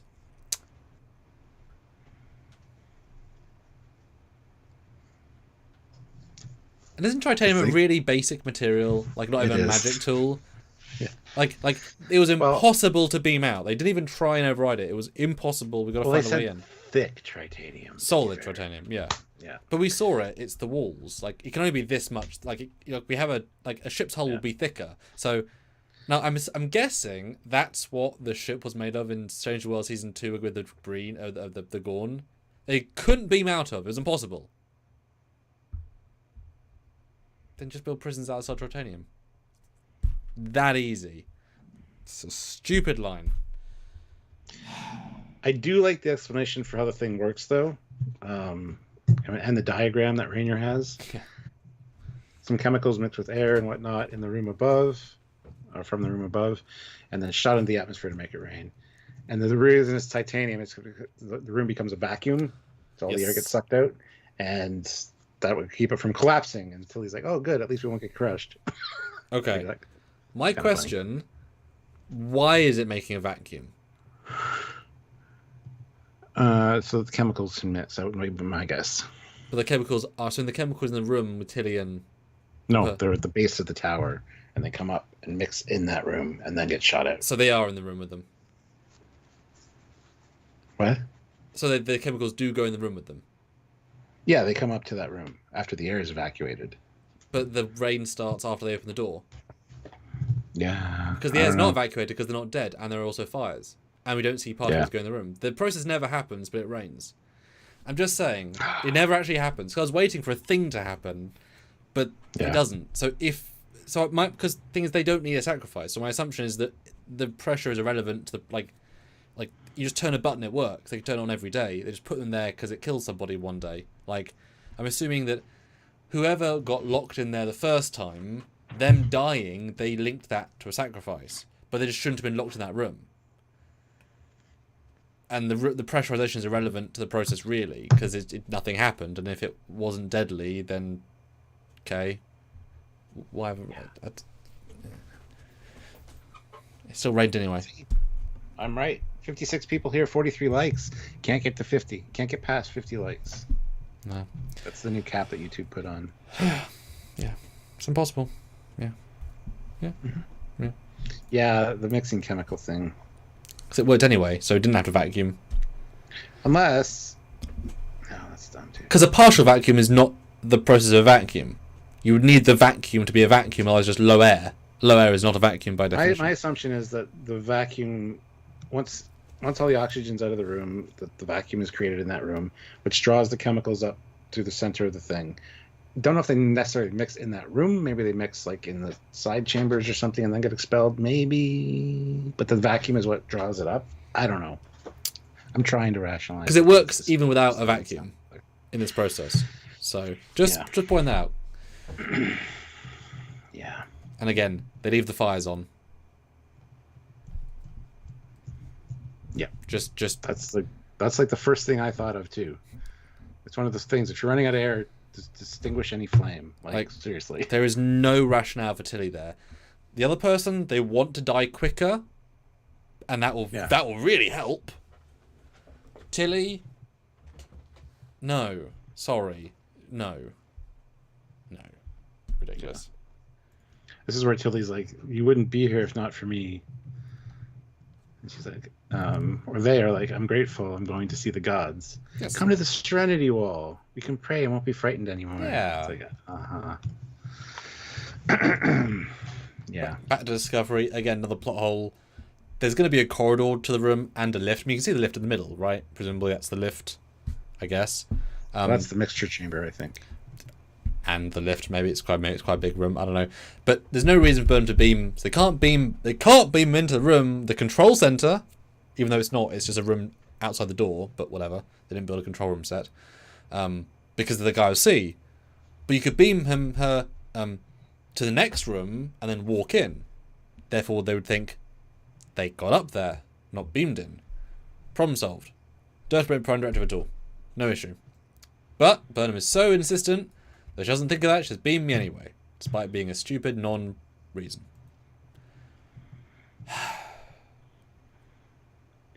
Yeah, Raynor does point out that'll break the Prime Directive, and she's like, "I'm aware." He's like, "All right." Because even if they did walk up the mountain, let's say, then there'd be a door to the outside world, so they could beam to the outside world and then walk in the door. It's very unlikely this guy would build a special mega chamber with only one middle room, and outside one room, which is also the control center, which also has one door to the outside which locks.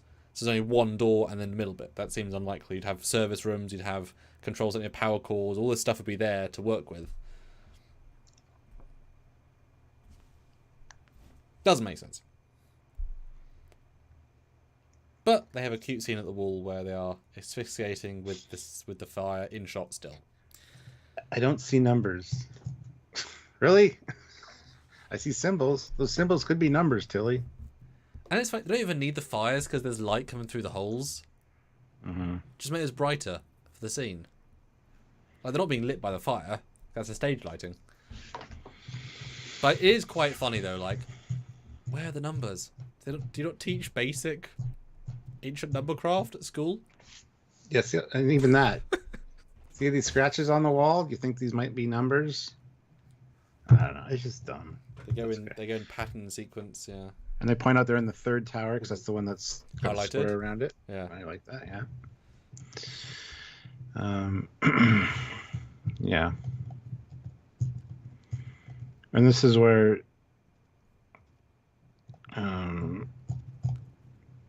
yeah, there's crying. There's like, it's okay to be scared. Yeah. Yeah, they swap now with death apparent. Now it's like, but I don't want to do this. But they're, again, allowing death to come till he's not using any tech. I still don't know why they didn't let themselves have a phaser band underneath their clothing to pull out a phaser and shoot something. Just in case. Because she's literally committing suicide here. Letting herself die with this person. Like, doing zero effort. This is our special engineer person, our genius. Nope, just gonna allow the fire to kill you. It's like, cool. Good job. Yep. Back in the control room, which is just the room outside, but okay. I love how if I make it brighter, I can now finally see the set. That's great. I can see the set. But Burnham comes in. He's like, "Are you a god?" She's like, "No." Yes. Michael Burnham. If someone asks you if you're a god, you say yes. Is that Stargate? That's Ghostbusters. Okay. I like they've got this obvious stage lighting, like, powered by a generator. You know what I mean? Yeah. Like, clearly this would be on to be bright at night time. This is so fucking dark. Oh my god. Wow. Brighten everything up. Goodness. And she's like, "They don't have to die. This is a piece of technology. It's a machine. What? Hundreds of years ago by an alien race. Sacrifices don't bring rain. Technology does." The old "let's break your entire intellectual brain process." Oh look, I see a corner with a corridor. She could have beamed around. Shocking. Look. Jesus. Ah, well. But I do like at least the fires are low now because they're sucking all the oxygen to kill them. At least they're low. I did appreciate that. I did appreciate that, yeah. The ring of them. Yep. Yep. And they're staying shot the entire... Even their death scene, they're in shot. The bit where they're about to die. Ugh. Yeah. Madness. But Burnham asks, "Is there anything we can you have her talk, or have them talk to, like, something that can convince the dad?" So Tilly's like, "Tell me about your mom." There's a song she used to sing when to put me to sleep. I don't remember the words, but the tune will be fine. That's nice. But again, no usage of the whistle thing, which would be the obvious payoff to a scene like this. It's not. It actually is not. It's humming. Like, it's not even trying to be whistling. It's just humming. I mean, it wouldn't have made sense in the context of the moment, but you would have changed the moment to work with the idea of the whistle song. And then you would have had you could have had a moment where the mum was a really good long-range whistler. Yeah. And the translator can translate it. So if Burnham translates, so the words are what we hear, and then we have Burnham say the words, but then we cut to it without translator, and she's whistling in the same magnificently perfect way the mum did, that only the mum could do. That would be that'd be a better payoff, you know. And then maybe you could, if you want to go really silly with it, say like those whistles went outside the room into the down bit because it goes long distance. Everyone's like, look, I was like, we've not heard that song for decades. The sacrifice was working. You know, the gods are singing to us. Like, you could have made that into a moment, right? Nope. Yep. Nope. Yep. Nope. But yeah. But it works. And this is where Burnham says, because he asks if she's a god. She says, "I'm not a god, but I don't know. Maybe I was sent here by one." Yes. I like that. Not just totally crushing their. Honestly, she doesn't even know if their gods exist, kind of thing. But you know what I mean. What's the reverse of doubling down? Quadrupling. No, the reverse. She halves up. So she's like, no, there might still be gods. No, we don't know, right? We don't know. Just help me anyway. Which makes sense, because he's obviously broken. I like his acting a lot here. But they're so whispering in the scene that the audio levels have to get boosted. So you hear all this distortion as they're being boosted, talking very... It's not good audio leveling, but that's them choosing to talk very, very, very quietly. But it's good acting. And then he's convinced... I think the Discovery crew would be good at doing that by now. Adjusting the audio for the whisper talk. And then he moves the one carpet,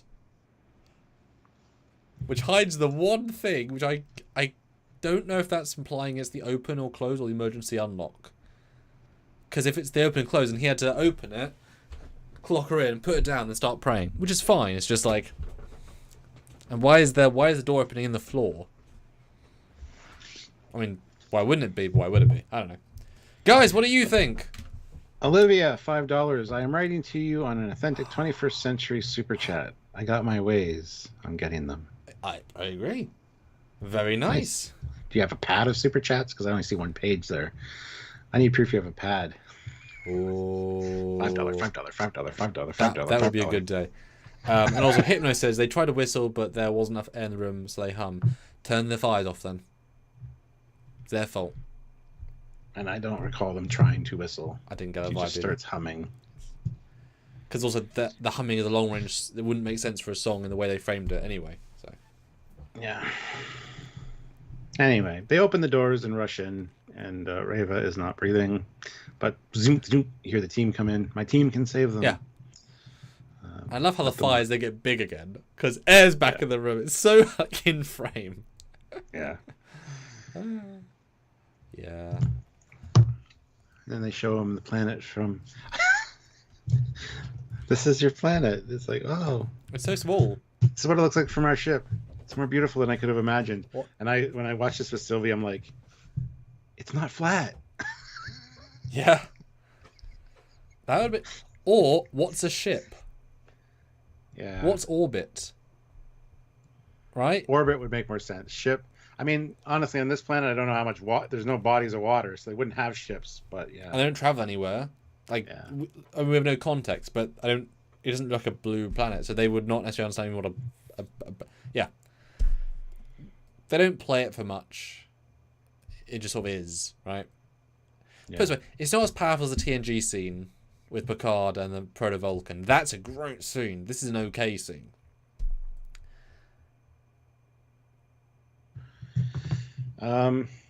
So here we talk about the aliens, the Denobulans.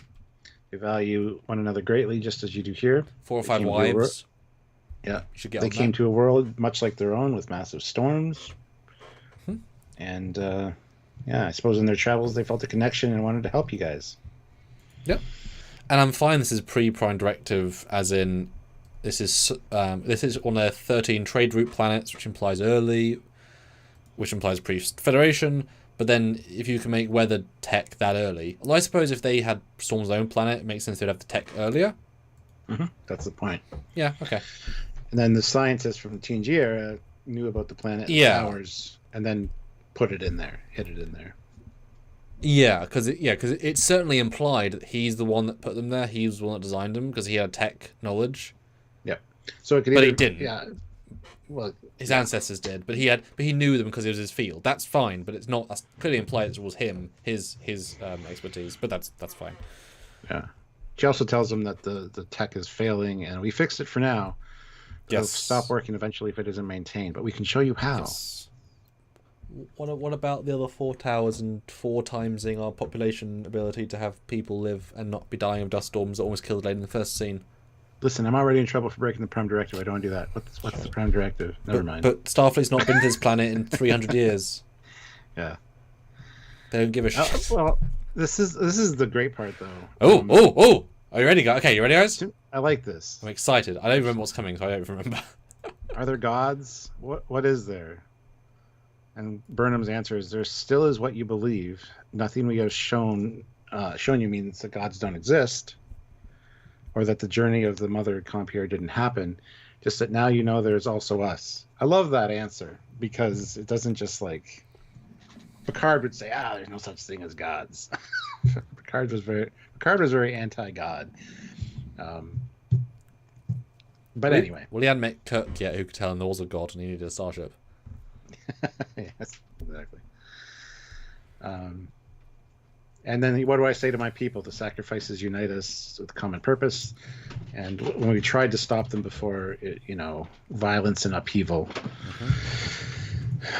But then she's like, there are people that seem ready to move beyond the sacrifices, like that one old lady. So you'll be fine. Don't worry. No one else will complain or uprise or... That's what she says, essentially. She told me sacrifices aren't necessary to bring us closer to the gods. It's like, okay, thank you for solving that did not solve my problem. But okay. Well, we're fine with it. Especially as if all of history has proven that sacrifice brings rain, and there was a random old guy saying, let's not do it. And everyone's saying, no, we know it's true. We're going to kill you because you're dumb. That's why it would have made more sense to activate the other towers, bring more rain to the planet, and say, look, the gods have told us in some form or another, my daughter didn't get sacrificed near this stranger. The age of sacrifices are over.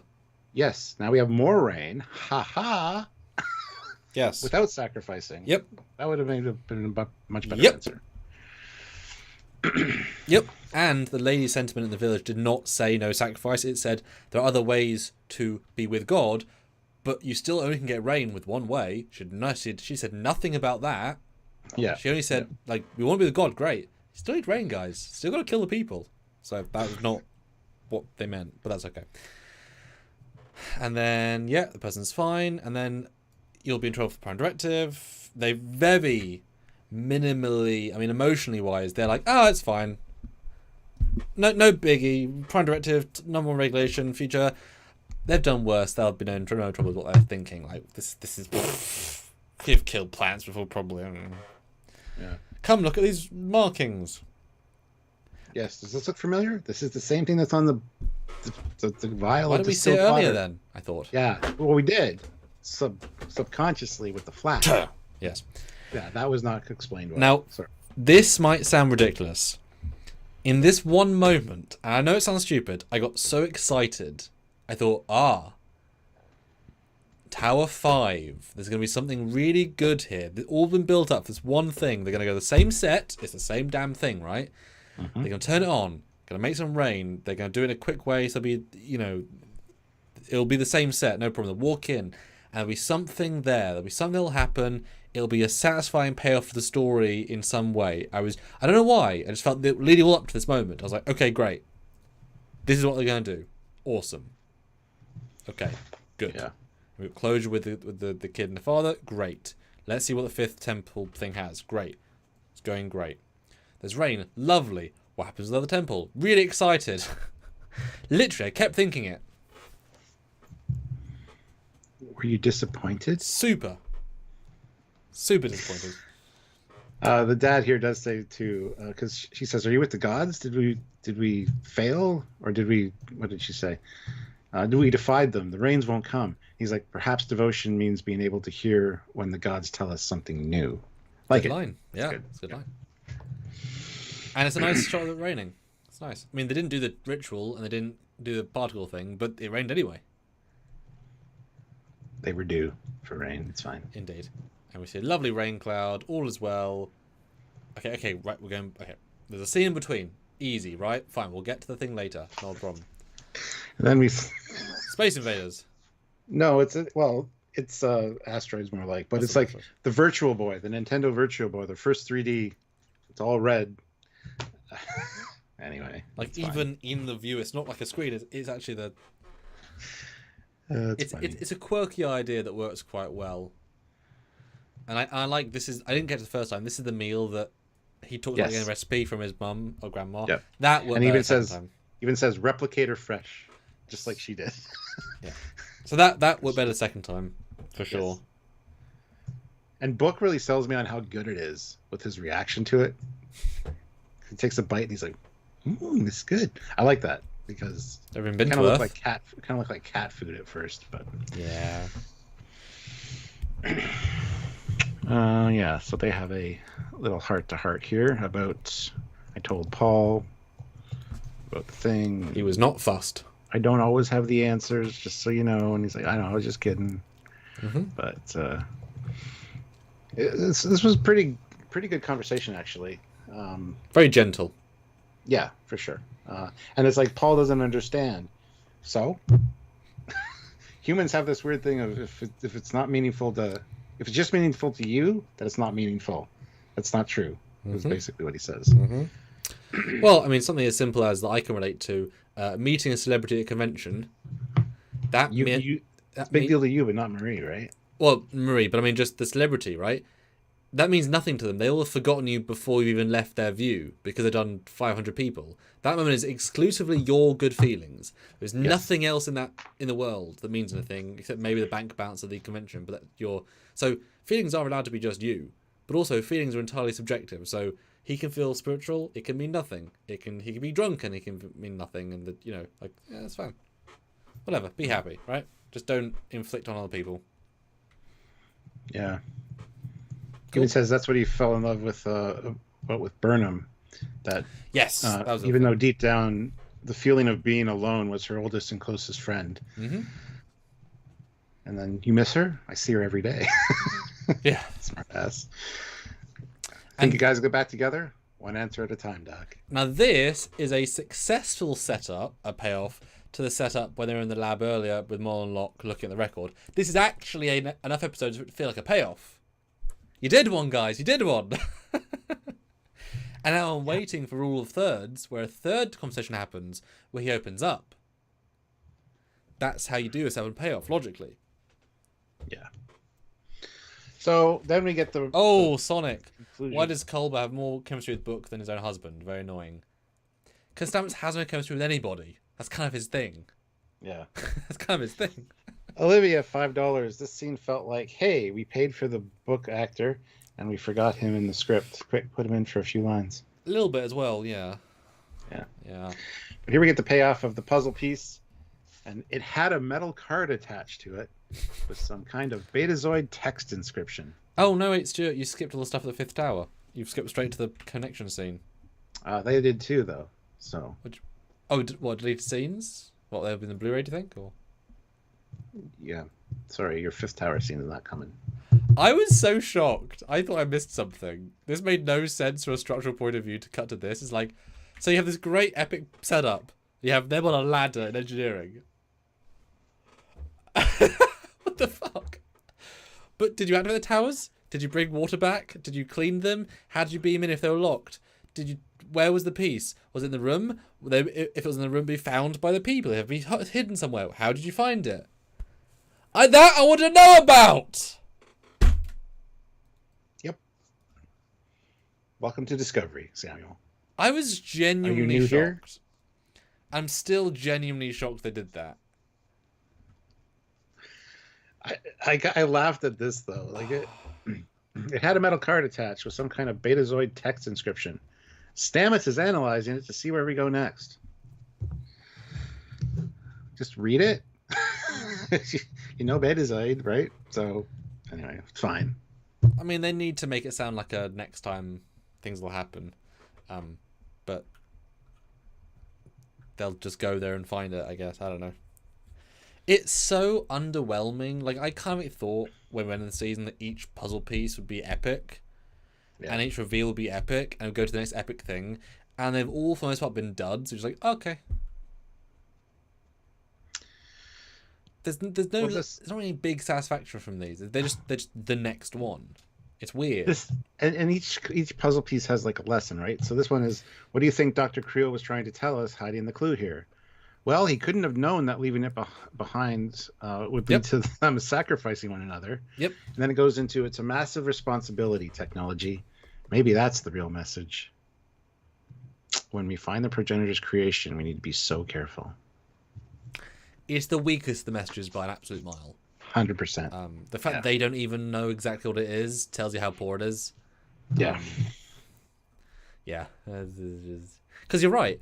From his perspective, Dr. Creel, if that was his name, either the planet's fine, he left it on the planet because tech is amazing, help save people. That's the lesson. Breaking the rules is important. I broke the rules to put these towers here. Yeah, breaking the rules carefully, good thing. Or things were already going wrong and sci-fis were happening, and it was a lesson of I'll let them keep doing that thing for as long as people whatever. Because I'm not even gonna try arguing it. That doesn't make sense. Helping people is important. Maybe is the message. Like I know we weren't supposed to because of the Prime Directive, but bend the rules if it helps people. Yeah, maybe, but that's not what they came up with at the end. So no, it's definitely the weakest. It's like the Red Angel. They invented 7 red signals and they rewrote and they forgot 3 of them. So they invented 3 that make sense at the end because they just didn't have the time or energy to have it make sense because they didn't. But Samuel. Oh, yes. What? Say go ahead, Lieutenant Christopher. Oh, go ahead, Lieutenant Christopher. We got a message from FedHQ. You're in deep shit for breaking the private. Oh no, the USS Lochner found Mullen Lock. Admiral Vance wants us to jump there to the location immediately. Okay, you're in no trouble. As soon as I heard it's FedHQ, I'm like, okay, here we go. Prime Directive. No. And also Vance, one of the best characters, barely in the season. It's really sad. And the president. You could even had one scene. You have a message from Admiral Vance coming in, and then hear his voice at least saying, "We found Mullen Lock. I want you to jump to their coordinates." But also, they were still at goddamn warp from the other place. You're tracking them the entire time. There's no satisfaction with this. Oh, you found them? Yeah, of course you did. What? They got nothing, guys. Yeah, it's a very underwhelming end. Very underwhelming end again. But that last shot of the ship leaving the planet is pretty good, I gotta say. And we get the bird song at the end, which reminds you it exists, and reminds you that it played no part in the story. Even though the episode was called Whistlespeak. A whistle tone to deactivate the tower. A whistle tone to activate the tower. A whistle tone to open a door that had the puzzle piece. Something to tie into the whistle song would have been great. Nope. That's the name of the episode, but we're not going to go there. A little underwhelming. I mean, it reminds you how important the next time ons were to get you excited. Yeah. Or season 2, where there's some shitty stories, really shitty stories, but every episode they ended on a hook that made you excited. They always failed to pay them off spectacularly, and we kept commenting on that, but the hook was really good. Zero hook, I felt nothing except, okay, we're going out in a whimper. And it's not like it's bad, it's just not good. And that's a whimper, you know? It's weird. It's weird. So guys, Stuart, you are one of my guys. What do we have to do now? What do they have to do now? And what milestones can we reach? All right, I still want to hit 50 likes because I know we can't go above that because YouTube put that like cap on, so you can't get above 50. I dare you to try. Also, we want you to super chat in with your scores out of 10 for this episode. Very important, guys. Very important. We're going to give our final wrap-ups and thoughts on the episode as well as our scores. And I want to read off some super chats of your scores when we're done. If you can't super chat in, you want to put them in the regular chat, feel free to do so. Sam will read those out afterwards. But we want to hear your thoughts on this episode. And if you can super chat, we would really appreciate it because it does help us immensely. And we want you guys to... It also supports the show and helps us out. So if you can, please do. Yeah, these used to be our big lives of the week. And then people didn't care about Star Trek as much. People say this isn't Star Trek. But it's called Star Trek Discovery. I know. I'm just telling you what... Thank you, Stuart. Other people would say. Yes. Super chat with a high score out of 10, please. Yes. And hit like. Yes. All right. So, Stuart. There we go. There it is. As we finish out our closing of the finishing of the episode, how do you feel now, having talked about it for 2 hours? How do you feel now after 2 hours of discussion of scene by scene breakdown? How do you feel? Again, not hugely different than I have on all 3 viewings of it I've had. It does... Going through the screen caps was odd because there was a lot of time wasting with the running of the race. It didn't feel like it watching it necessarily, but there's just a lot of blankness going on. And because I'll start with this. When I first heard or saw the name of the episode, Whistlespeak, I'm like, oh, Jesus Christ, this is going to be a filler episode, which I do hate the term filler episode, but it did move us forward. It did progress us a little bit, but we didn't see any of that stuff. We didn't see Tower 5. I agree with you 100% on that. To have seen something or to have it be hidden behind a door that needed some kind of specific whistle tune would have made perfect sense. Wasn't there. So it was kind of a filler episode. It did progress the plot forward, but it didn't need to be as long as it was. It's one of those, right? Like, it could have been much more interesting. So, I think Tilly and Burnham did fine in this. Like I said, for me, Rainier was the standout, just his character development, even though he was in it for maybe a minute and a half. I was going to say, yeah, a minute and a half is it. But we're seeing that character progress, and I do like that character. So that's good. I guess you could say that Deer's got some kind of more... She's on the bridge now and more confident because Rainier's backing. I don't know. Regardless, the Culver stuff was all right. Like, that's going somewhere. It'll be interesting to see where it goes. And I think even... I don't agree with Culber when he said that that Stamets didn't understand. Stamets understands. Stamets just isn't spiritual. Like, he's a man of science, so he's just like, enjoy it. Like, and also, you knew that when he married him. Yeah, exactly. He didn't call you out and say you're stupid for thinking that. He was very nice, actually, considering. Yeah, that would mean he doesn't understand. But he's like, just enjoy it. So there were a few things there that bothered me a bit, but overall, the scenes between Culber and Stamets and Culber and Book, I kind of liked them. I liked the way they were written, and I liked the way they performed. I thought which is not the A, the B, or maybe the C plot. Yet. I think it's going to be a big deal at the end. But you know what I mean? Like, that wasn't even the primary in any way. Yeah, kind of funny. Yeah. The interspersing of the Starfleet Academy stuff throughout this season, even the reference to the student in this episode and all that, they're dropping the Starfleet Academy hints or build-ups, so that's fine, I guess. But yes. Did this review all? I think fair enough plot holes we found. Did that change your opinion at all? Because I think we found a good amount of extra things. Yeah, it makes it a little bit worse for me. Like I said, this is the worst of this season, hands down, easy. But it's still a good episode of Star Trek. Like, I totally see this being a TOS episode. Let's replace Burnham with Kirk, and replace Tilly with McCoy. I could see McCoy pressing on in the race because Kirk has to go do something, and McCoy would help somebody, and then just help them get sacrificed. Although they would be charismatic about it. Yeah. And do you agree, if this had been a season 1 episode, we'd commend it for being a good episode of Star Trek? Absolutely. Yeah. 100%, yes. So it's kind of... It's a weird one because they've learned their writing groove, and they got the Star Trek vibe down. Yes. In season 5, which is their final season. But at the same time, it's a letdown for the season and the story arc. Yes. But not in a way last season was, which was why are we slowly padding away. It's a different sort of thing. Yes. It's not that. It's weird.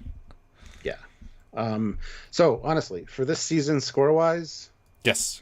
For this season, for me, this is probably going to get a even 6 out of 10. Okay.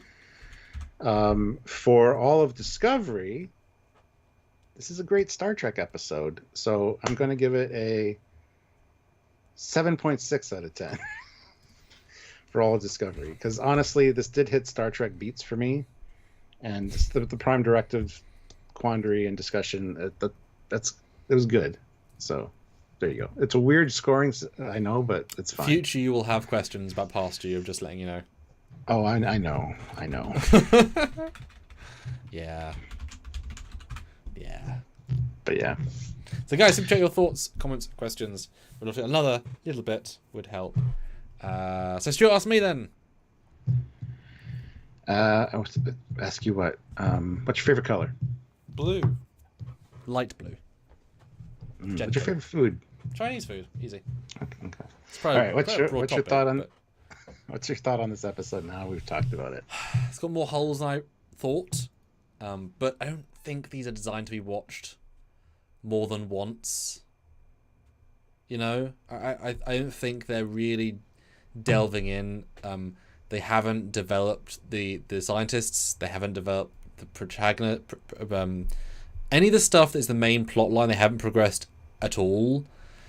Now, fair enough, the start and the end will be the points, the big points, but you could have done anything in the middle to evolve it. So now we're left with a big reveal at the end, but no setup except the first episode. And that's what we're excited about in episode 1. We've got Romulans, we've got progenitors, we've got all this cool... Every episode of the season is just the very minutia of a plot, with all the characters doing their thing, Burnham being the lead, other people around them. Very little character growth, except Rayner, but he's new. And a random Culber subplot that's building steam that is entirely superfluous. It's very strange. Very, very strange. Yes, Can I jump in for just a second? Please do.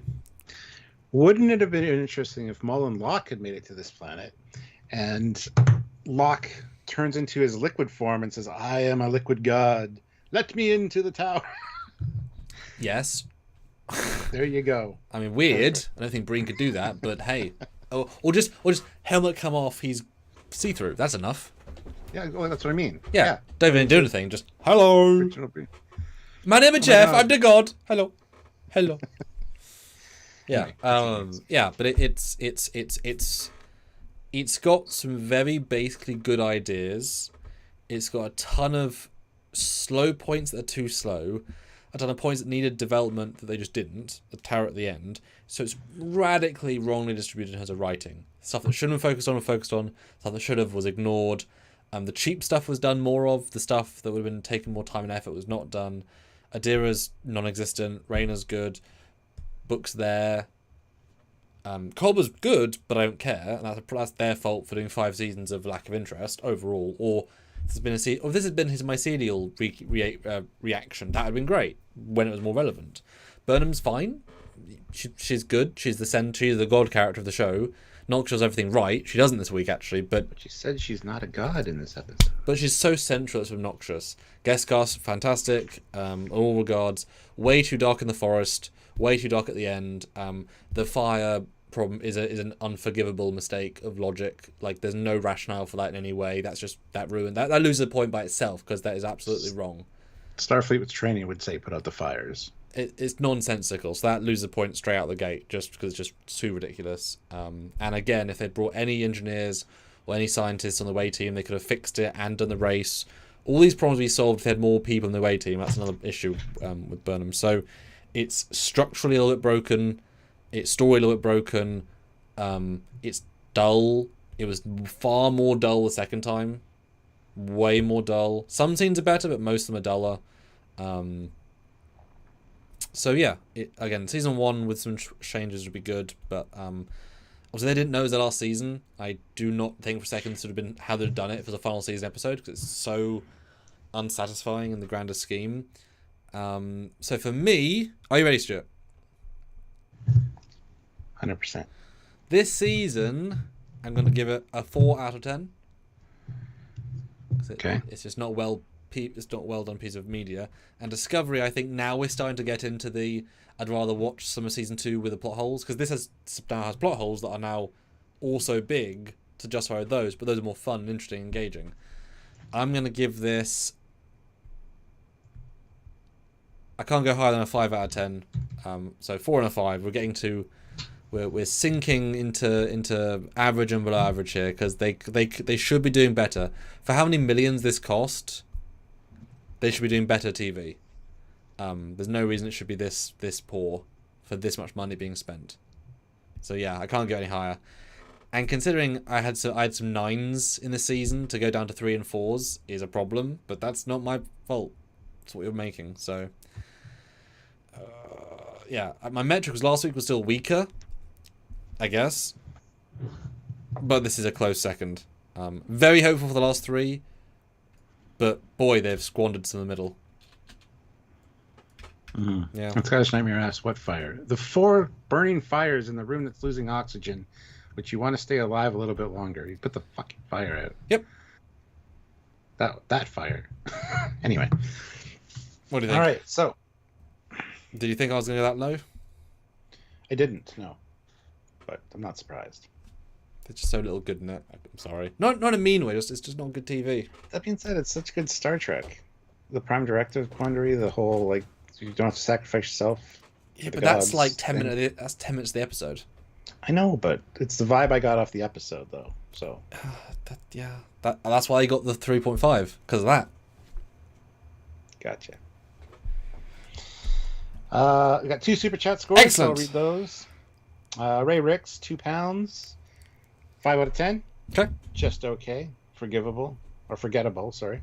Mm-hmm. Sergeant Montgomery, $2. Cancel show plug and play dumb plot lines. -10. Out of 10. That's pretty low. -10 is quite a low score. You think? Yeah, that's not high. Okay, well, let's see what the non-super chat scores say in this review by you fine people. We've got, and guys, another 2 reviews would be great, in super chat form would be tremendous. Marco, because of plot holes, 4.5 out of 10. Because he enjoyed it, 6.5, so split the difference, and 5.5. Donnie, who is normally a 10 out of 10 giver, has gone as low as 8 out of 10. So he pretty much hates it. That's for Donnie. That's bad. He gave an 8 out of 10 last night, and I said, I want to see what your score is after we do our full review tomorrow. Still and it's still the same.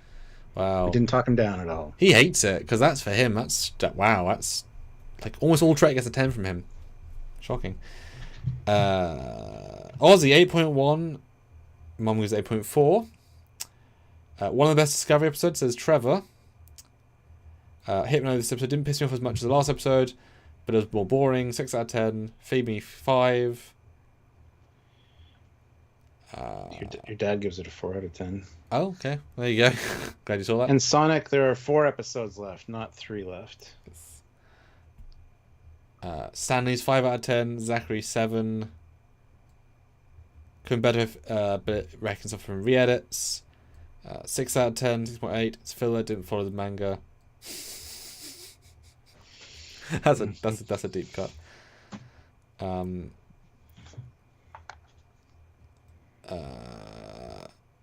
5 out of 10. Oh, I think I zoomed up. I did, yeah. Yeah, Dad 4 out of 10. Eric 7. Yeah. And Donnie says, I didn't hate this week's Disco episode. But on your scale, we give almost everything a 10, is what we're saying. You never give things a rate. An 8. That is rare for you. And our poll with 76 votes, actually lower than what people are saying, because an OK, which is the winner, is not a 7 out of 10. That's like a 5 out of 10. And also you're getting 7s rates. But obviously we've got higher scores. But the lowest score is loved it at 12%, followed by meh, bad at 21%, liked it 28%, and OK at 39%. And that normally we get liked it as the winner by a decent margin. So that is one of our first OKs. Yeah.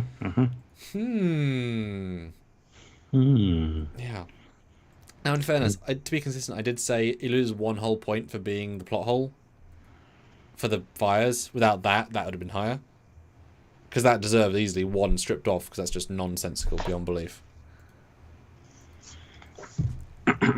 We'd like to see without it.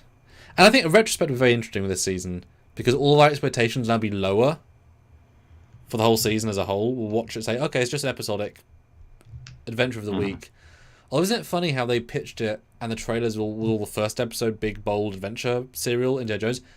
That's none of the season. This is a Star Trek episode. Just a boring one. There's no Indiana Jones stuff here, you know? And they could have Indiana Jones into the tower and done traps and in Tower 5, but they just didn't. Weird that. What is that? Yeah. I think it's supposed to be very interesting in retrospect. You could have had big boulders falling on them, unless they whistled the particular whistle sound. Or had darts shooting at them, or the floor giving out underneath them. You know, you could have made it exciting. Anyway. Alrighty.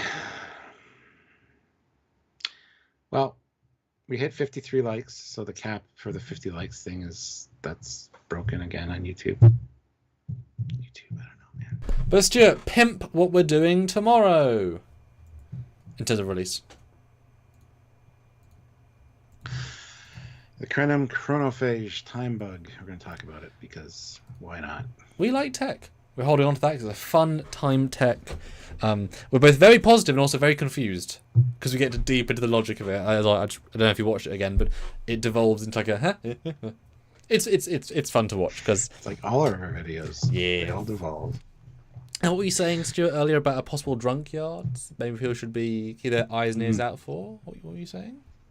Probably on the 11th of this month. That's when I got time. I might as well do one before my birthday because I don't think I'll be able to do one after my birthday. And if I do, it'll be for Sam's birthday because his birthday is June 7th. And I got Wonderfest first week of June. So it's do mine early this month. Yes. My birthday, Drunk Yards, and then Sam's will be in June. Yes. So that's next week and one day. There might be some drunk AI stories. That could be obscene in a good way. Obviously, uniforms. Stuart will be at the mercy of the people and celebrate his birthday. 50 years and 50. It's a big milestone birthday. Only to put that in the thumbnail. That's Yeah. Be there or be squared. You know what that saying means? Be there or be square? No. You're square because you're not around, because you're not there. You're not around. Square. Yep. Ha! Anyway. Yeah. On that note. I dig it. You won that for me. Good job. Yes. Yes, May 11th, the new war bond for Helldivers, Sergeant Montgomery. I know. I'll be doing a drunk yard, so I'll have to play it later in the night. It's fine. Are people pimping your live streams as well here? That'll make a thing. I can just tell who's fighting for democracy and liberty with their comments. It's fine. I know some of you just don't have the courage, but it's fine. Anyway, on that note, we will talk to you guys later. Have yourselves a great weekend. Yes. And we'll see you next time. We will. And until then, he's Commander Cocking. He's Captain Foley. And whistle while you work or something. I don't know. Bye, guys. Bye, guys.